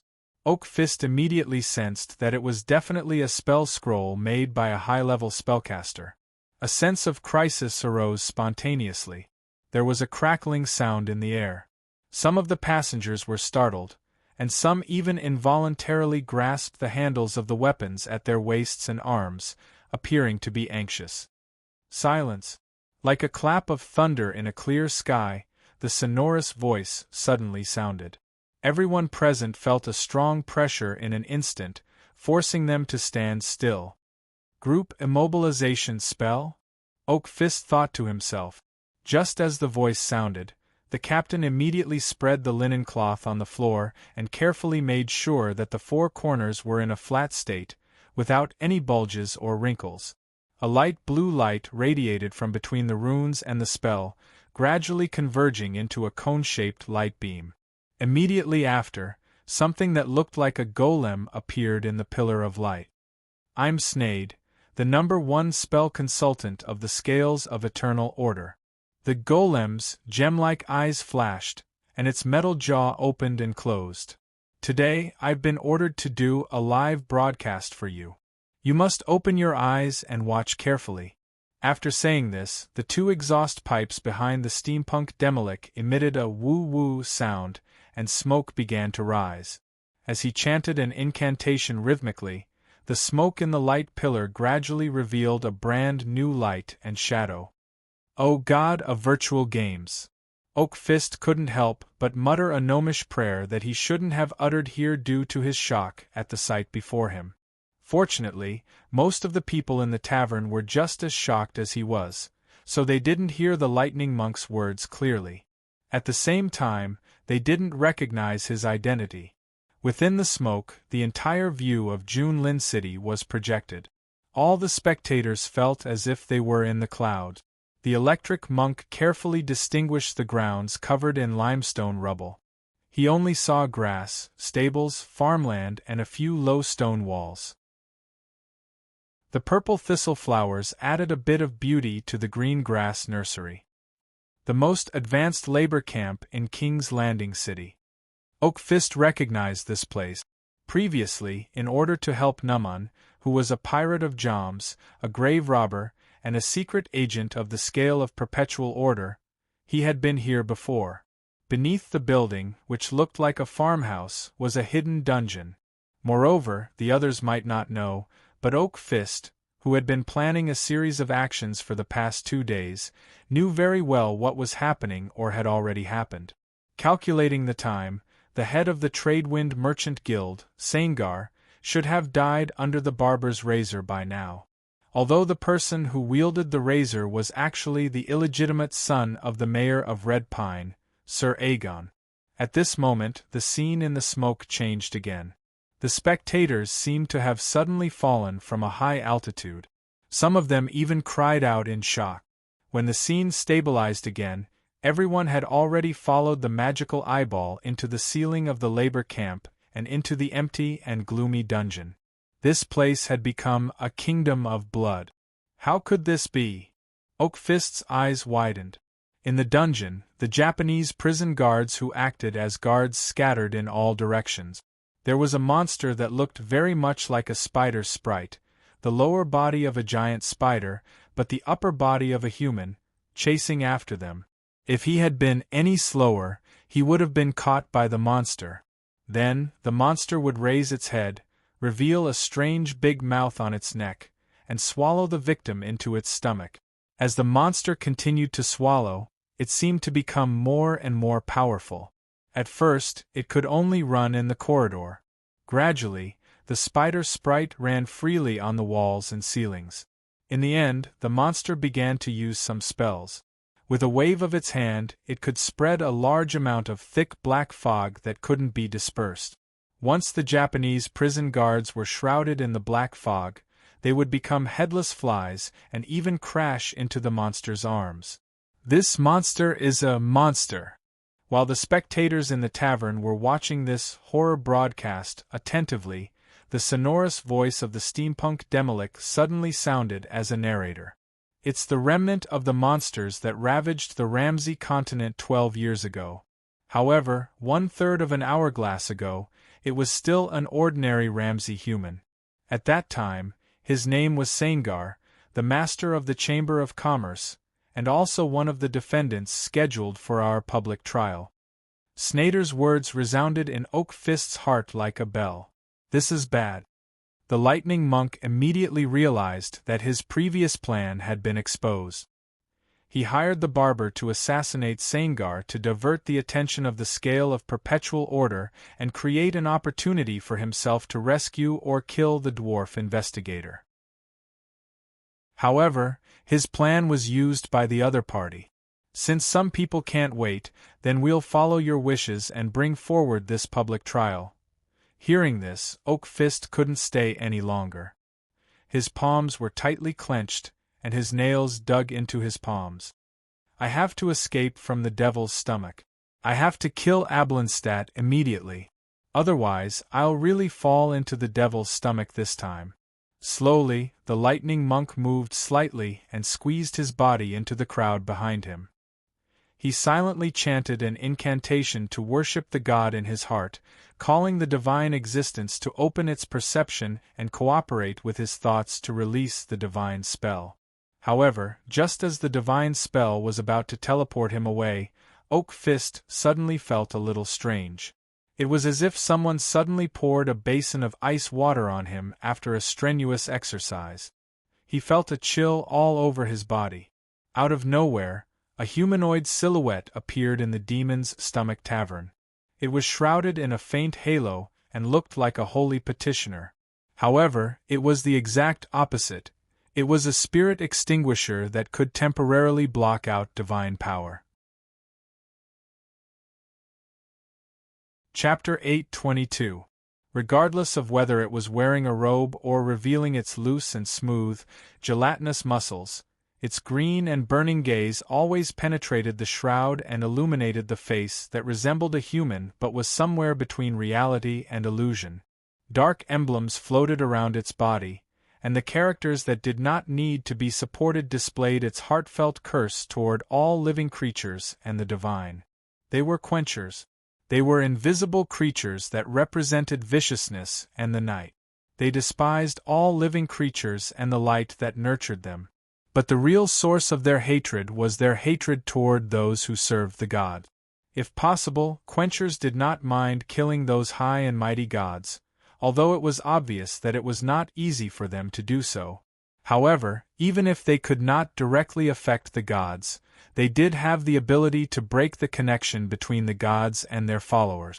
Because of this, they were usually willing to become the vassals of some accomplished necromancers and liches so that they could find a safe and suitable opportunity to pour their malice on the followers of the gods. Coincidentally, Snade had such quenchers under his command. In the island world, they had made great contributions to the scale of perpetual order when it came to dealing with the camel god. Now it was the perfect opportunity for quenchers to show off their skills, or rather, have some fun, as they were hunting down a priest for the steampunk demilich. But in the end, only one quencher got such an opportunity. It happened to be assigned to travel with the security team that came to the devil's stomach. I'm very lucky. Quencher gradually turned from a halo to a solid form. Like a lover, it firmly grasped Oak Fist's two arms from behind. But for you, stupid blind follower, today must be a difficult day to endure. Even after turning into a solid form, Quencher's body was still sparkling as if it was inlaid with scattered diamonds.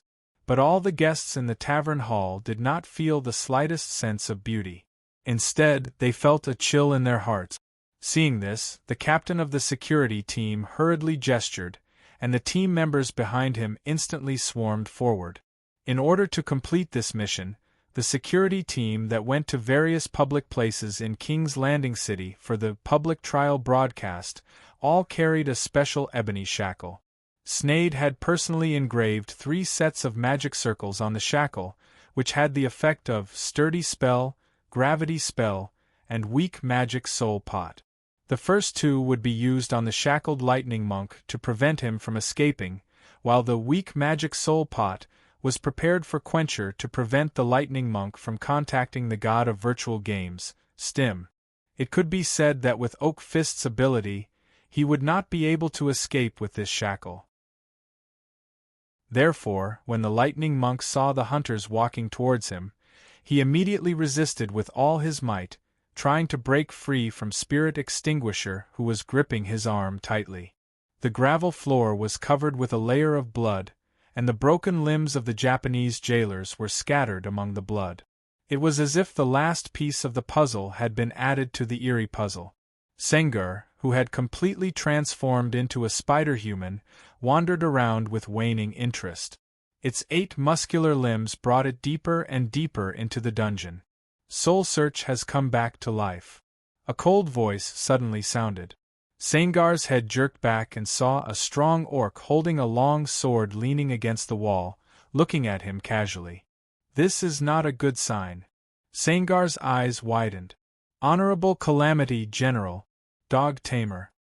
The Spider-Man opened his mouth, and his mandibles popped out as he spoke. Please allow me to pay my respects to you. Its limbs were bent, making a kneeling posture, which was completely different from the arrogant and domineering attitude it had when it was killing people in the dungeon. It was a monster transformed from Soul Search by tribulation.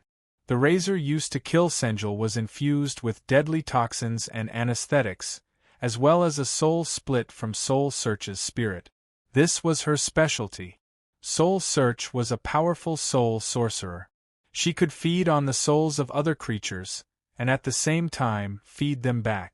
There was a two-way connection between the body and the soul. This was one of the results of the Emperor's research. The apprentice who learned this part of his ability was Calamity General Soul Search. Therefore, she was able to force the soul of the Quencher into the body of the dead Sengur and reincarnate it into a new spider-human in the form of a monster. You came here. The Dog Tamer pointed at the Quencher's Quencher and said, just to kill these ordinary people? Every time Soul Search splits her soul, she will experience an indescribable pain.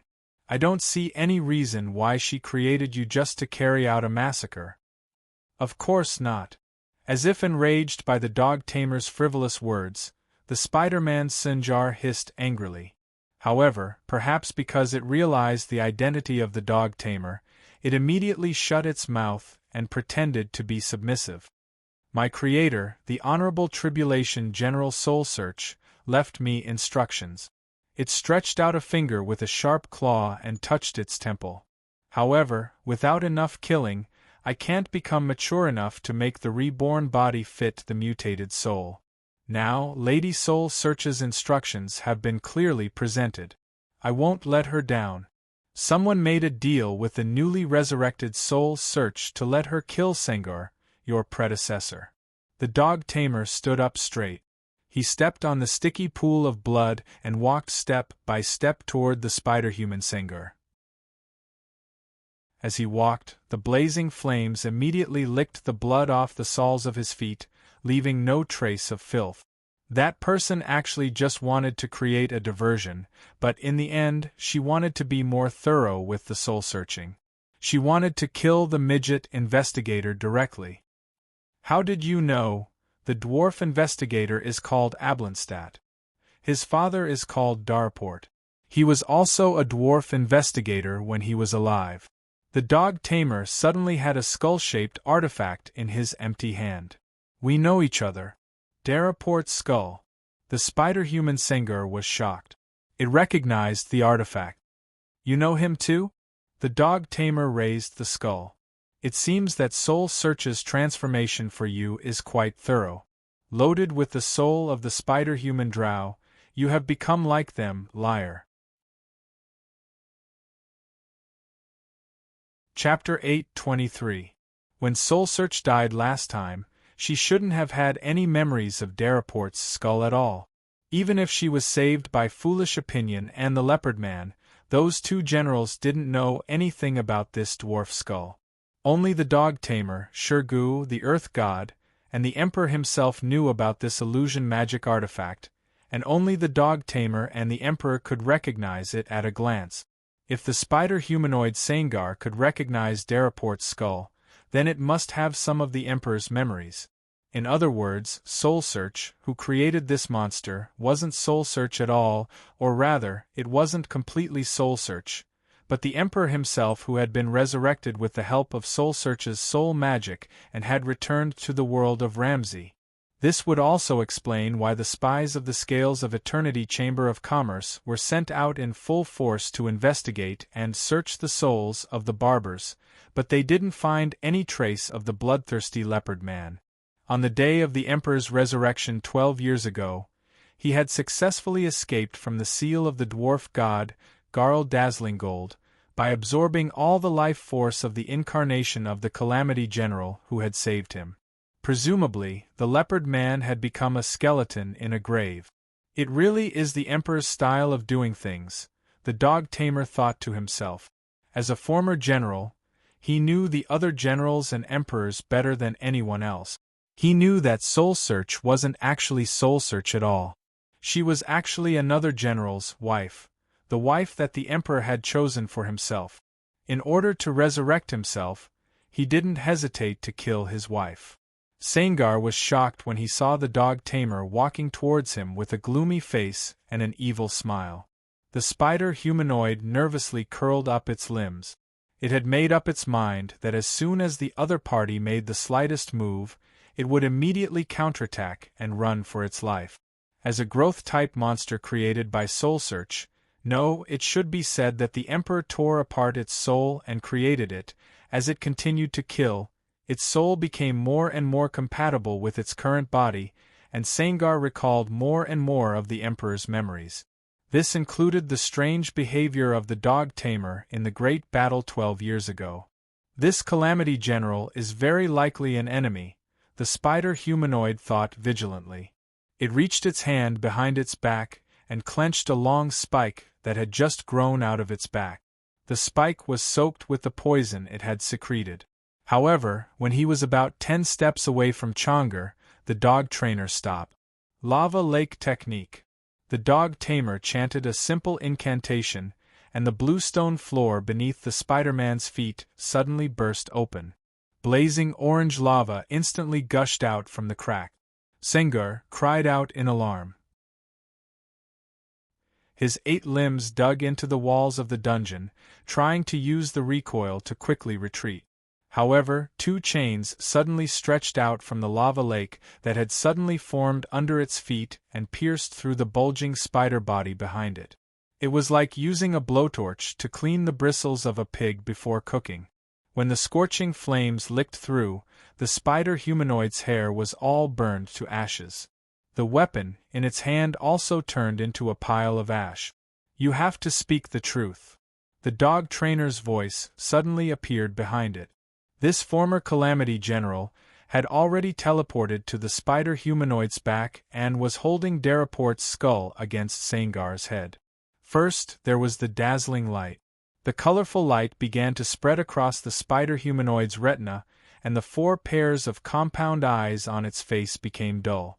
Then, there was a strange sound. It was as if the sound of an organ and a willow flute was playing in unison beside the spider humanoid's ears. Finally, there was the comfortable smell of blood. The sweet smell of rust filled every single one of the spider humanoid's sensory glands, and it did not dissipate for a long time. Under the full power of the dog trainer, the illusion magic energy was amplified by Daraport's skull and directly affected Sengur's brain at close range. It didn't even realize that its scalp had turned into ashes, its skull had turned into pus and flowed down, and its brain was being pulled bit by bit into the magical item made from the dwarf's skull. "Tell me, what is your plan?" the dog trainer asked in an unquestionable tone. His words caused the crystal skull-like Daraport's skull to light up with pink light. Sangar's consciousness had already succumbed to the illusion.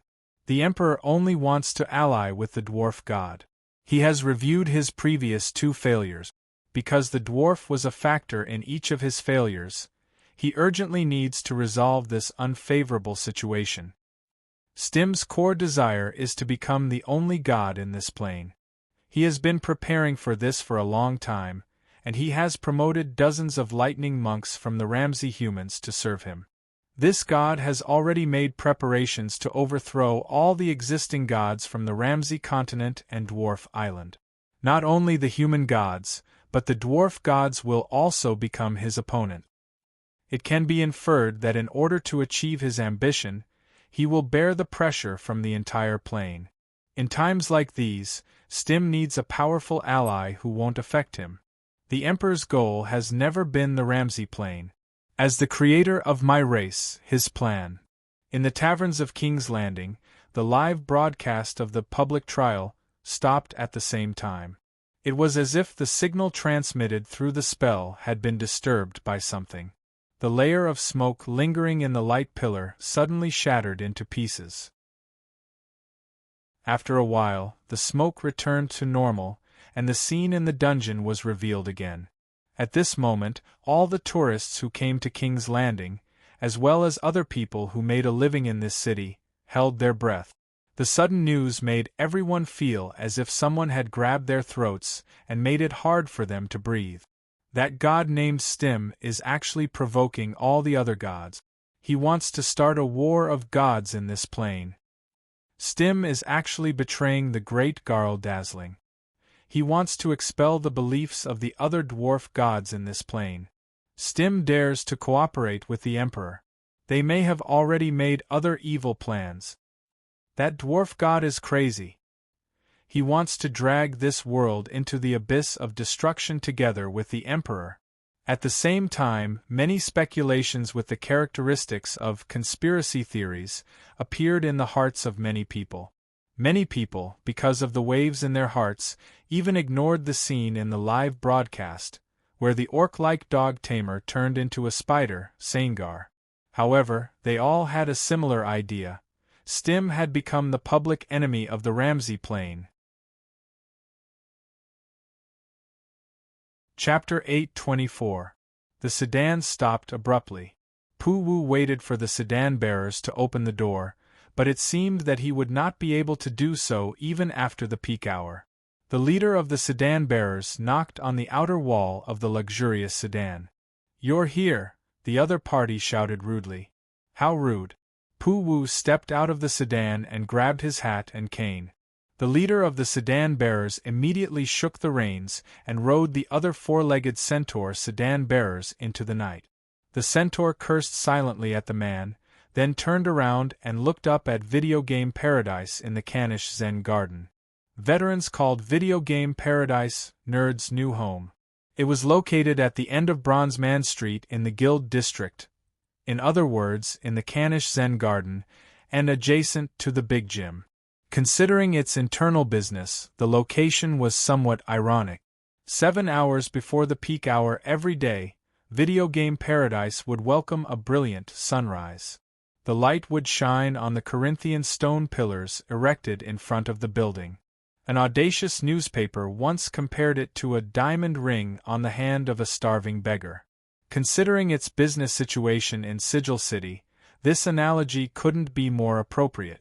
After all, it was an industry that only country bumpkins would be addicted to. However, the operators here were well versed in superficial skills. Anyone who visited before the peak hour would see a spacious marble walkway surrounded by fountains. The walkway led to a pair of towering silver-plated doors. However, the doors paled in comparison to the majestic stand-alone building behind them. Pu-Wu the centaur walked into the big crown, a huge replica of the crown-shaped artifact that was originally owned by the kobold god Kultimak and cleverly borrowed by the gnome god Gar Dazzling Gold. He found that it was indeed as vulgar as the rumors said, but it was also expensive to build. He came to the diamond ranking hall.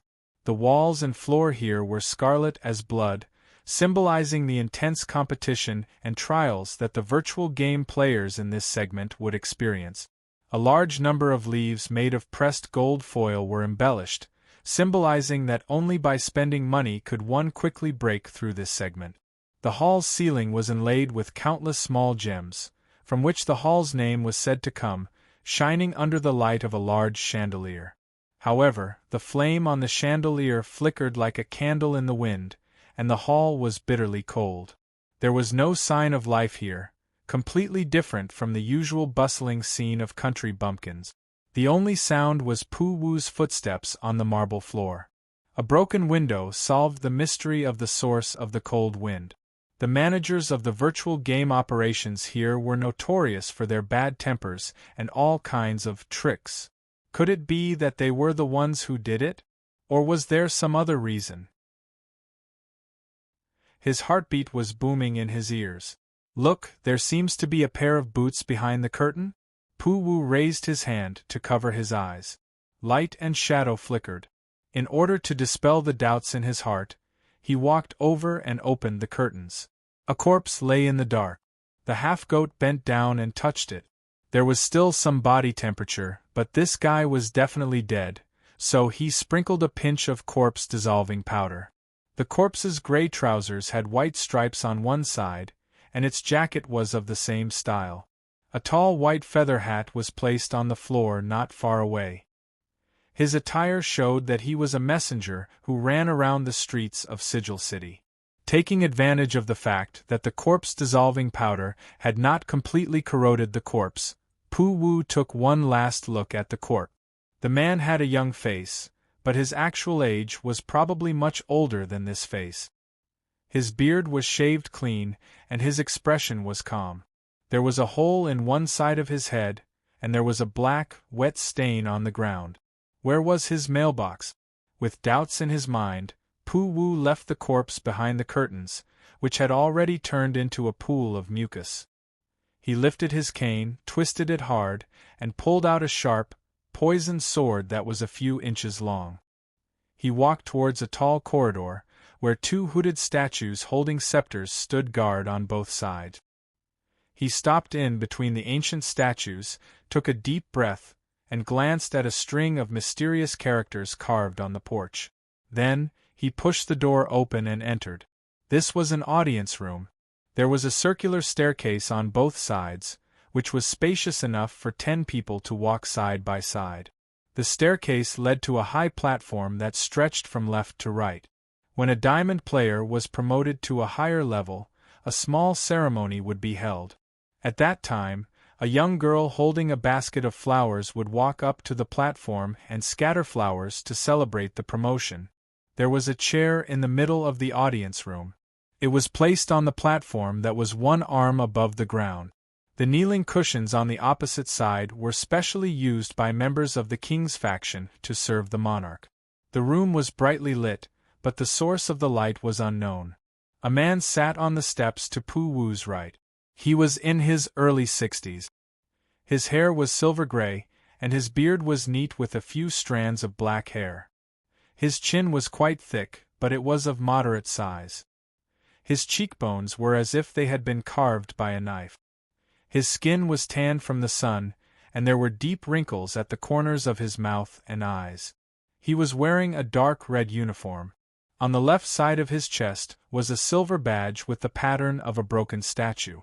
On the right side of his chest, there were 9 golden military service marks. Each mark represented 5 years of service in the Challenger Troop of the Gods Association. There were no epaulets on his uniform to indicate his rank, but his brown eyes were full of vicissitudes of life. There was no doubt that he had once commanded thousands of troops. A handgun was placed on the steps next to him, and the hammer was already raised. He held a swift sword in his hand. He watched as a stream of blood slowly flowed down the steps, leaving a black line on the yellow and white marble floor. "Mr. President," the half-goat Pu-Wu said. Pu-Wu put his poisoned short sword back into his cane. He then twisted his weapon and locked it with a click. Pu-Wu raised his head. "I don't remember meeting you before, especially when I'm using this appearance." "Indeed, we haven't," Pu-Wu replied. "But I know very well that you're a regular customer of the Wheel of Fortune Casino. I won't waste any time on pleasantries. I'm here on orders. However, I don't know who summoned me, nor do I know why I'm here." "You're right." The current leader of the Gods Association removed his disguise as two horns grew out of his head. His skin also turned magenta, just like his uniform. He now had his original appearance as a tiefling noble. The president stuck out his forked tongue and licked his sharp canine teeth. "Shimshaka recommended you to me. She said that you're a more talented herbalist than your uncle, Thousand Herb Cup." He stood up from the steps. Only then did Pu-Wu notice that the president had placed a dented mailbox under his butt to serve as a cushion. "Presumably, you can help me fake a perfect case of food poisoning." Pu-Wu looked at the blood flowing down the steps next to the president. He thought of the corpses he saw outside the door, and he couldn't help but laugh. He said sarcastically, "That's it?" "That's it," the tiefling confirmed. Pu-Wu nodded and extended his palm. "Give me the mailbox, and I'll give you a concocted Boda Corpse cerebrospinal fluid potion.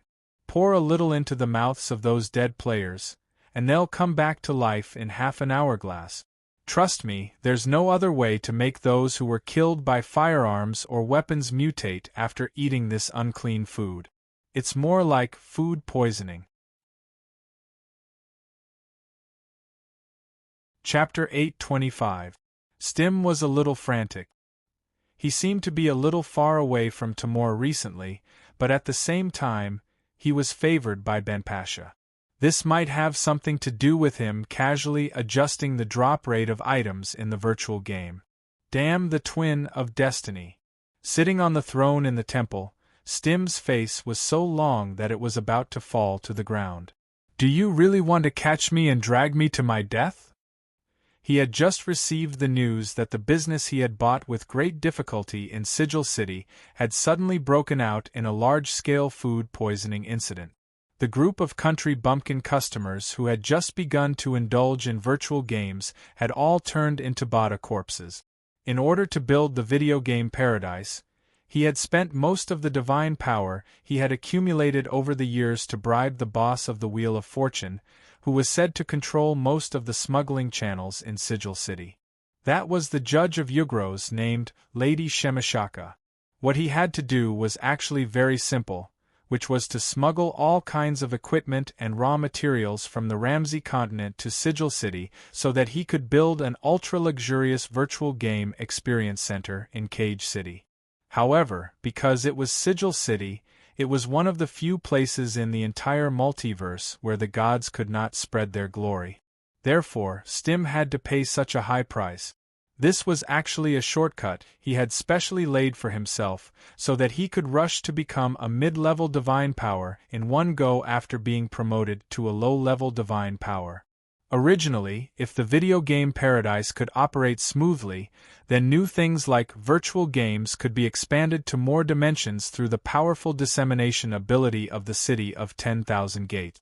In order not to anger the Lady of Pain, I did not directly build the video game paradise into my own temple, so I could not directly profit from those country bumpkins who were addicted to games. But as long as this plan was carried out smoothly, it would be extremely beneficial to the dissemination of the priesthood of virtual games. I should be able to receive a lot of benefits from the priesthood. Stim felt as if his heart was bleeding. This was originally a double insurance. It was so that after unifying all the beliefs in the Ramsey plane, not only would I be able to obtain a new source of belief, but I would also be able to become a mid-level divine power in time to resist the powerful enemies that would be established in the process of unifying all the beliefs in the Ramsey plane. But now, all these preparations had been ruined by the laughable food poisoning incident overnight. Hey, hey, hey, I won't let this go. However, that was in the future. And now, this human incarnation of a god, in order to conceal himself, Stim did not choose to use the image of a dwarf as his incarnation for this trip. He had no choice but to descend into the body of an electric monk, bent over a table full of snacks, picking out delicious sugar cake. Despite the receding hairline, he could still be considered handsome, with short brown hair, full cheeks, and wrinkles at the corners of his mouth from smiling too much. His clothes were expensive, made of the fur of some animal from the east of Ramsey, and his long beard was in the style of Japanese. A hat and a cane were leaning on the table, showing the same casual and luxurious taste. While tasting the signature delicacies of this Japanese pastry shop named Multicolor Residence, Stim felt a little choked. He picked up the small iron kettle on the table and poured himself a cup of herbal drink to relieve the grease. I really don't know what's so good about putting so much sugar in it. Even so, he still swept up all the pastries on the table. After all, he had already spent the money. He couldn't waste it. After this dwarf god had suffered a huge loss, he had unknowingly developed a stingy habit. This time, Stim came to King's Landing to ensure the smooth progress of his other plan. Although he couldn't set foot in the Sigil City, in the Ramsey Plain, there was no place that could prevent a god from descending. At the same time, he had to have a talk with someone about the current situation.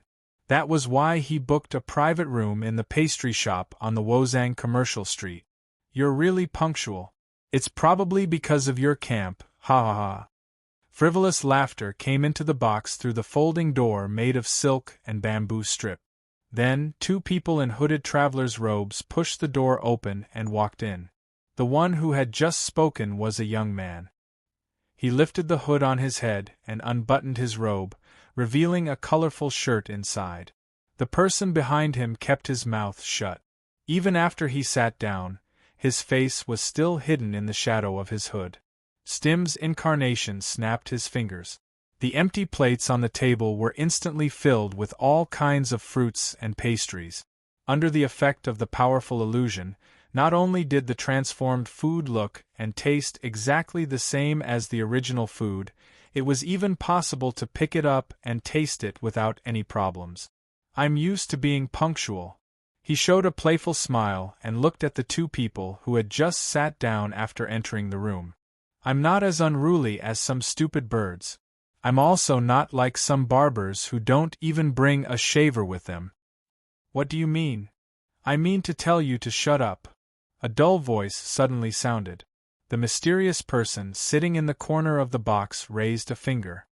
When smart people talk, fools don't have the right to interrupt. His voice was neither male nor female. There seemed to be a dozen people stuffed under the brown traveler's robe. A light blue ray of light suddenly shot out from his fingertips, hitting squarely on Eugene's body. The fool howled and then turned into a parrot with colorful feathers. He stood on the ground with his legs curled up. I've made a fool of myself. I've been neglecting my discipline recently. The mysterious person took off his hood and revealed a terrifying face. There were no facial features on this face. There was only a swirl-shaped pattern in the middle of the purple face. What do you want, and what can you give me? Stim asked directly. The mysterious person sat up straight. As he moved, his majestic temperament naturally spread out. Whatever belongs to the gods, and whatever belongs to the emperors belongs to the emperors. He didn't beat around the bush and answered concisely, You and I will rule Ramsey together. After hearing the words of the mysterious person opposite him, Stim pondered for a moment and finally nodded. The failure of the investment was a big blow to him. It seemed that it was not impossible for him to change his next plan slightly. It sounds okay, but, just as the incarnation of the god was about to raise some more conditions, there was a sudden noise outside the colorful residence. Stim and the mysterious person's expressions changed at the same time. They stood up and walked out of the box at the same time. 2 colorful feathers fell from the parrot that was standing still. As soon as they touched the bamboo floor, the 2 feathers suddenly turned into human figures. Chapter 8:26. Every member of the scale of perpetual order understood this rule. They were also mentally prepared for the pain they had to go through to remove an abscess. Therefore, as soon as the order to mobilize the members of the Chamber of Commerce was issued, everyone was like a screw or a gear, quickly arriving at their assigned positions and starting to work. In stark contrast to the orderly and orderly members of the Chamber of Commerce, the ordinary citizens of King's Landing had become uneasy after learning that the Emperor was wallowing in the mire with the god of virtual games, Stim. 12 years ago, the days when the monsters wreaked havoc hadn't been long, but it had infected the memories of every Ramsey citizen like a virus. Even the Outlanders who had only come to King's Landing to make a living in recent years were now talking about the future instead of business. The Wusong commercial street of King's Landing hadn't been very peaceful recently. The Meisheng Chamber of Commerce, which had been the leader of the Wusong merchants in this area, had been severely punished because they were involved in the matter of the Tradewind Chamber of Commerce slaughtering the dock. As a last resort, the Meisheng Chamber of Commerce had to sell the deeds to many of their shops at a low price. It was as if they had been unable to recover from the setback and were busy tearing down the east wall instead of the west wall. The Wusong immigrants living in this area had changed their customs of feasting and drinking in the past. Even if acquaintances met on the street, they would at most greet each other before hurriedly leaving. This long commercial street had many side roads. The Wusong immigrants had laid many small private railways on the side roads, connecting them to various shops and warehouses. In the past, the Meisheng Chamber of Commerce's railcars would travel through these railways all day long, transporting fuel, stone, cement, various ingredients, alchemy potions, and other large quantities of goods to these shops and warehouses. But now, the transportation of goods had stopped. The Meisheng Chamber of Commerce only left a few guards behind to stand guard at various points of the private railways. This was to prevent anyone from secretly using the railways that they had spent a lot of money to build to transport goods and reap the profits that belonged to the Meisheng Chamber of Commerce. Our family's power is gone. 2 Wusong warriors with moon-styled hair chewed on spine wood to refresh themselves while chatting to pass the time of their night duty. Hearing his partner's words, the other warrior hurriedly looked around. Then, he lowered his voice and scolded, "Don't talk nonsense. If others hear you, we'll all be dead the next time we shave." The 2 Japanese warriors on duty stopped talking at the same time, like the tentacles of a snail retracting under stress. It was hard to tell whether it was the actual warning or the effect of the night. In the autumn night, the cold wind rustled. The salty wind blowing from the ocean to the north of King's Landing City made the 2 warriors on night watch involuntarily wrap their robes tighter around themselves. At this moment, they all longed to return to their bright homes, stuff their frozen legs into the torches, and drink a bowl of refreshing warm tea. However, their wishes would definitely not come true tonight. After a series of rustling noises, the blood from their throats spilled onto the flagstones of the long street. A black shadow flashed past. The black-masked desert elf assassin waved his 2 scimitars and said, "Everything is false, everything is allowed." Then, he melted into the night once again. Immediately after, a group of camel warriors with cotton cloth wrapped around their weapons to prevent them from bumping into each other followed the assassin who opened the path for them. Their wide feet stepped on the stone path, making no sound. There were many similar groups, each led by 1 or 2 desert elf assassins, followed by the regular army of King's Landing City who were armed to the teeth. In addition, there was a large number of grey dwarves carrying all kinds of heavy weapons at the back. These short and violent people had to be motivated to restrain the killing intent surging in their veins. Otherwise, they would most likely fall into the hands of the ruthless military judges. The military judges were all Pharaoh's blades of Nefermandis.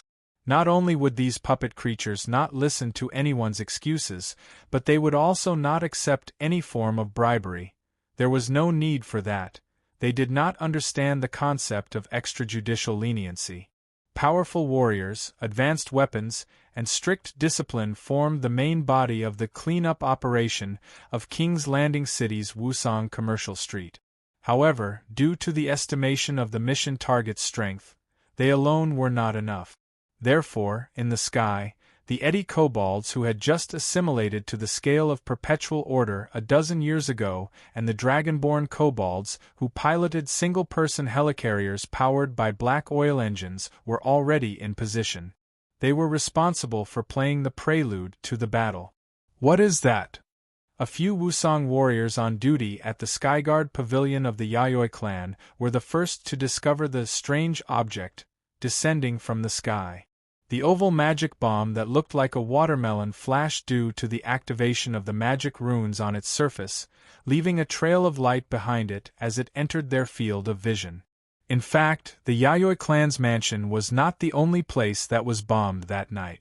Many shops in the entire Wusong Commercial Street were baptized by the magic bombs at the same time. The barber shop, the House of Colors, the Yayoi warehouse, any place where the barber organization's henchmen might gather, or where they might provide a meeting place for certain people, there was no exception. The King's Landing City's aviation unit used magic flames and metal shards to play the strongest prelude to this prelude.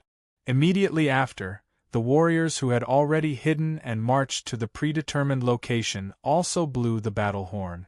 The hunchback and polar bearman warriors in full armor let out battle roars that were loud enough to wake up the entire city as they charged in a formation that resembled a 3x3 formation. Unlike the small skirmishes of the operation team of the Security Bureau, this battle was initiated by the regular army under the command of the Scale of Perpetual Order. Their commanders were the three Ogre brothers. Naturally, Neru, who always had the strength, would not miss the opportunity to enter the stage. Relying on the financial and material resources of the Scale of Perpetual Order, this muscular ogre with the atavistic talent had completely grown into a powerful legendary ogre warlord in just a few short decades. His body was already larger than the tallest storm giant or rune giant, so much so that the mecha that he once piloted had now been modified into his exoskeleton armor. Accompanied by a shrill sound that pierced through the air, the ogre, who was more than 60 feet tall, fell from the sky and crashed into the Yayoi clan's mansion. After he stood up, he casually waved his strengthened ebony chain, and the Skyguard pavilion collapsed into a pile of rubble. Chapter 8:27. After completing the bombing mission, Eddy and the airmen of the Dragonborn clan hovering in the sky began to release their multi-axis cantilever propeller drones. These drones descended from the sky and formed a buzzing swarm. Shay, the great engineer of the ingenious craftsman, who was hired by the Scale of Perpetual Order, controlled the drones to patrol the Wusong Commercial Street. The built-in magic identification system allowed the drone swarm to lock on to a location in the commercial street. Like sharks smelling blood, they rushed madly to the pastry shop called the House of Colors. As it gradually approached, each drone quickly switched to fire mode. Driven by the motor, the nested reloader locked the fully charged gun barrel with a click. Dense bullets poured out from the muzzle like a storm, initiating an indiscriminate carpet fire. Tat tat tat tat tat tat. Like a galloping horse stepping on the road, the sharp steel bullets shattered every single tile on the roof of the colorful house. The wooden pillars and brick walls didn't last long and soon fell under the baptism of the bullet. Fortunately, because Stim wanted to have a secret meeting with the Emperor, the god played a little trick in advance. After the pastries were served on the table, everyone, including the staff and the chef, got off work early and returned to their own homes under the influence of a hint. However, after plowing the ruins with bullets several times, Shay, who was controlling the drone swarm, helplessly threw away the controller in front of him. Although the magic identification system finally confirmed that there were no traces of divine spells or magic in this place, but after all the effort, they only killed a general who was stunned by the malice transfiguration. Considering the recent activities of foolish opinion, he probably did not have less than half of his former strength. It was somewhat discouraging. Attention, Steel Ogre. Using the communication device, Shay contacted Neru, who was plowing the courtyard and sweeping the caves in the secret base of the Barber organization, and remembered to inform him of the failure of the mission. The gnomes and monsters have temporarily escaped from King's Landing. Only foolish opinion has been eliminated. The reverse maze has begun to operate. Got it. Nalu, who was in the middle of a fierce battle, immediately replied loudly in the communication channel when he heard the news. Following his reply, a small warhead suddenly jumped out from the shoulder of the Storm exoskeleton mech and quickly jumped into the air. The warhead suddenly exploded, bursting with a brilliance that resembled a crimson chain. All of the Monarch's Descent City troops in this commercial street saw this scene and quickly moved according to the instructions they had received before the battle. The ground forces, which were mainly composed of camel people and polar bear people, were the first to give up on attacking their target. They were all wearing the latest model of fanatic armor. Not only did it give these warriors greater strength and defense, but it also made their movements extremely fast. When they saw the signal flare rise into the air, they immediately gathered at the Yayoi family's mansion. The elemental shamans of their respective tribes followed these warriors, or rather, they were escorted by a large number of warriors to the assembly point.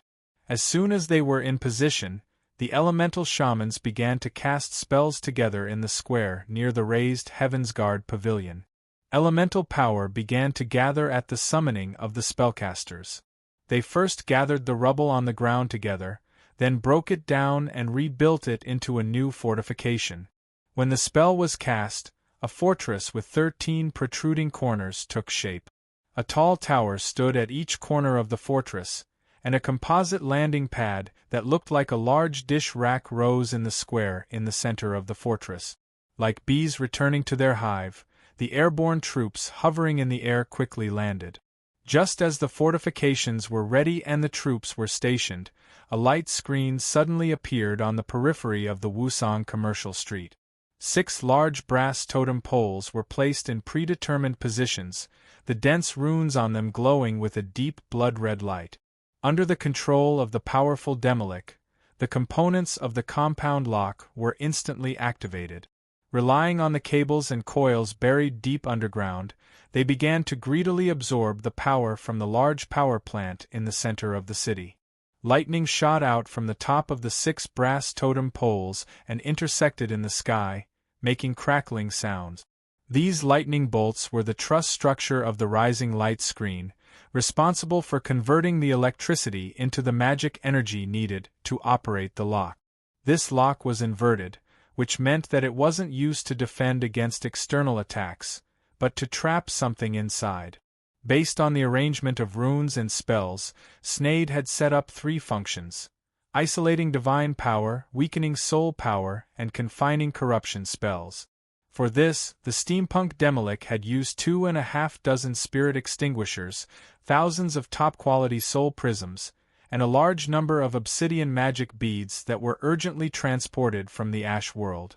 The reason for that design was to trap the clone of the god of virtual games, Stim, and the Emperor who was resurrected by Calamity's soul-searching body. The scales of the Eternal Order Merchant Guild had already learned that the two were meeting at the Wozang Trade Street through rigorous logical analysis and prophecy spells. And after the drone swarm under Shay's control failed and the two escaped from the multicolor residence, the maze naturally became a contingency plan for the entire plan. Now we are facing 2 problems. After setting up all the magic circles, the steampunk Demolik could finally breathe. Scorching steam overflowed from the portable boiler in his body, and the steam flowed through a series of steam whistles that were combined into a complicated sound structure, and a slightly sharp voice was emitted through the brass trumpet. "This lock is not foolproof." If the two fellows were to act out of desperation, although they were unlikely to do so in the short term because they were hoping that the other party would be more eager to break the lock could only hold for about 3 hourglasses. After all, it was definitely not an easy task to besiege a god's avatar and a legendary tier spellcaster who was at the most conservative estimate. Also, if the two are to encircle our fortress, Ru and his army can only hold for 1 or 2 hourglasses at most, even if they are carrying a large number of heavy weapons.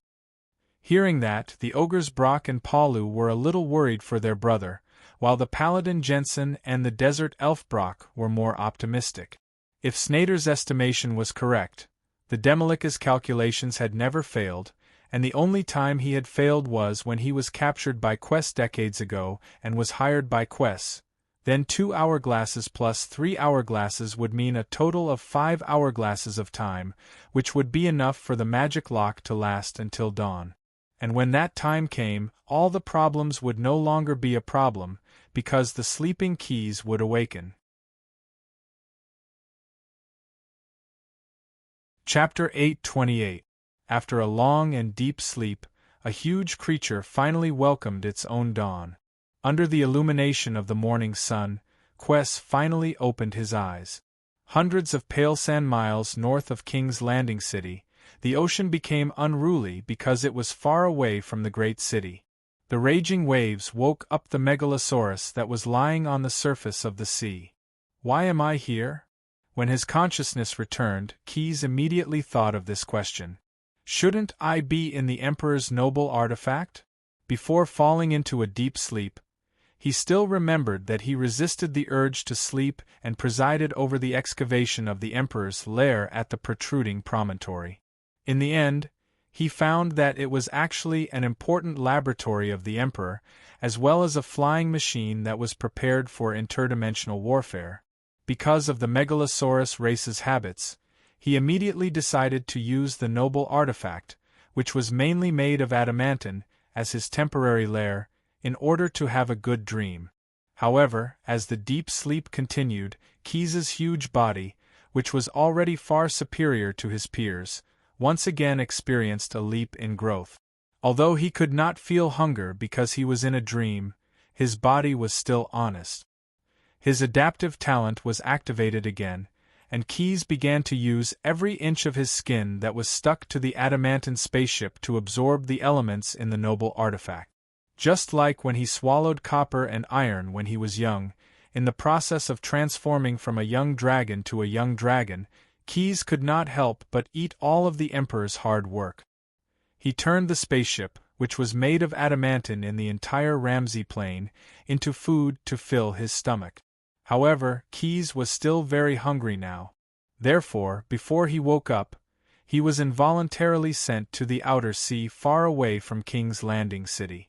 Subconsciously, the Megalosaurus was eager to eat a sumptuous breakfast. I see, it did not take long for Keyes to understand the cause and effect. He twisted his body. Layers of foam quickly dispersed around the huge island-like Megalosaurus, disappearing and reappearing continuously. The rippling water was like a dense marble texture. He opened his eyes wide, like a crocodile that was about to hunt its prey. He scanned the sea within dozens of parasan with his eyes. Although this place was already far away from Junlin City, there were still some ships sailing in the vicinity. Keyes saw a few merchant ships sailing on the waterway. Some sailors who were not on duty sat on the side of the ship with their legs hanging over the side. Sometimes they used simple fishing rods to fish, and sometimes they used knives and coal-black paint to process bones or whale teeth to make carvings. Fortunately, these ships weren't eaten by the Megalosaurus for breakfast. They weren't plentiful enough. The converging ocean currents brought a lot of organic nutrients to this place. All kinds of algae flourished here, and schools of fish that fed on algae also wandered here in search of food. Keyes dived into the water. He could see black shadows, which were huge schools of fish. The megalosaurus moved its limbs and leaped out like an arrow from a bow. It opened its mouth wide and bit off a large piece of the black shadows.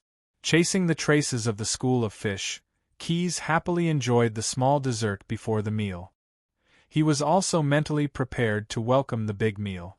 Unlike ordinary animals, the megalosaurus was a magical creature with extremely high intelligence. It was true that he followed his instincts to eat, but what he thought about in his mind was not just a simple hunting strategy. He remembered that before he fell asleep, he had seen the books in the private library in the Emperor's laboratory. The anatomy of a flood dragon, the predatory behavior of sea creatures in the cold tide area, Ramsay's study of marine behemoth. They were all monographs that the Emperor had personally written for the results of his research. In Keyes's mind, a large number of fascinating and exquisite illustrations from the books appeared. For example, there was an ancient fish with a flat head that was more than 30 feet long. There was also a pseudo-horned shark with uneven teeth and a protruding forehead. There was also a flood dragon that had a curved neck like a swan and relied on its flippers and tail to swim under the sea. Most of these predators had large bodies and were suitable for slowly chewing. Although he was almost drooling, Keyes still wanted to save face. He closed his mouth without a trace, as if the hot saliva in his mouth had nothing to do with him. While he was lost in his thoughts, he chased after the dessert to his heart's content. Quest's body gradually sank into the depths of the sea. He finally found a decent meal. He found a crazily fleeing kraken. The so-called kraken was actually a kind of sea monster. The front half of their body was like a catfish with 2 claws, and the back half was like an octopus with disturbing ringed patterns. According to the research of a famous scholar in the multiverse, krakens were a powerful magical beast created by some angry gods related to the sea. Those gods used their terrifying appearance to spread terror and punish the mortals who did not respect the god. Krakens could easily use the tentacles on their back to drag a moving ship into the sea. Its gigantic, catfish-like mouth was capable of swallowing the terrified crew members into its stomach in an instant. Or, in certain seasons, krakens would swim upstream for no reason under the influence of their ancient depression.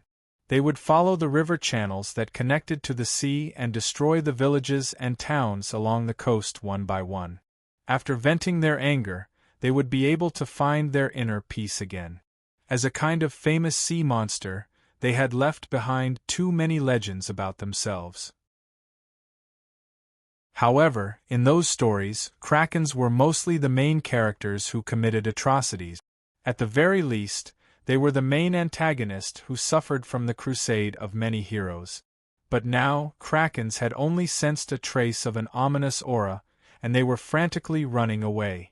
This situation could be said to be one of a kind. They had no choice but to run. Krakens were scary, but the creature behind them was much scarier. Krakens were as big as a few whales with their heads and tails connected, but they were only big enough to be bitten by the giant beast behind them. Krakens were born with powerful spellcasting abilities, but did Keyes not have this ability? In this day and age, who did not know how to use a few spells or supernatural abilities? Force field cage. The megalosaurus chasing after krakens was a little annoyed, so he used an ability that originated from the power dragon. The surging force field energy suddenly rushed out. Keyes, who had grown into a young dragon, was much better at controlling force fields than before. Kraken, who was in the middle, was squeezed by an overwhelming force from all directions. For a moment, the sea monster was trapped in the sea water that it was most familiar with, as if someone had pressed the stop button on the screen. The hungry giant dragon opened its big mouth, and the scorching heat penetrated the barrier of the seawater, instantly roasting the kraken until it was charred on the outside and tender on the inside. With just one bite, the sea monster that originally dominated this sea area only had a few tentacles left floating in the water. It has the taste of both teppanyaki squid and grilled fish. Keyes could not help but lick his lips as the delicacy entered his stomach. Krakens must be added to my personal menu in the future. I'll touch them from time to time. You're tuning in to the Phoenix Nights YouTube channel. Don't forget to subscribe and join us on this journey to catch the most captivating stories.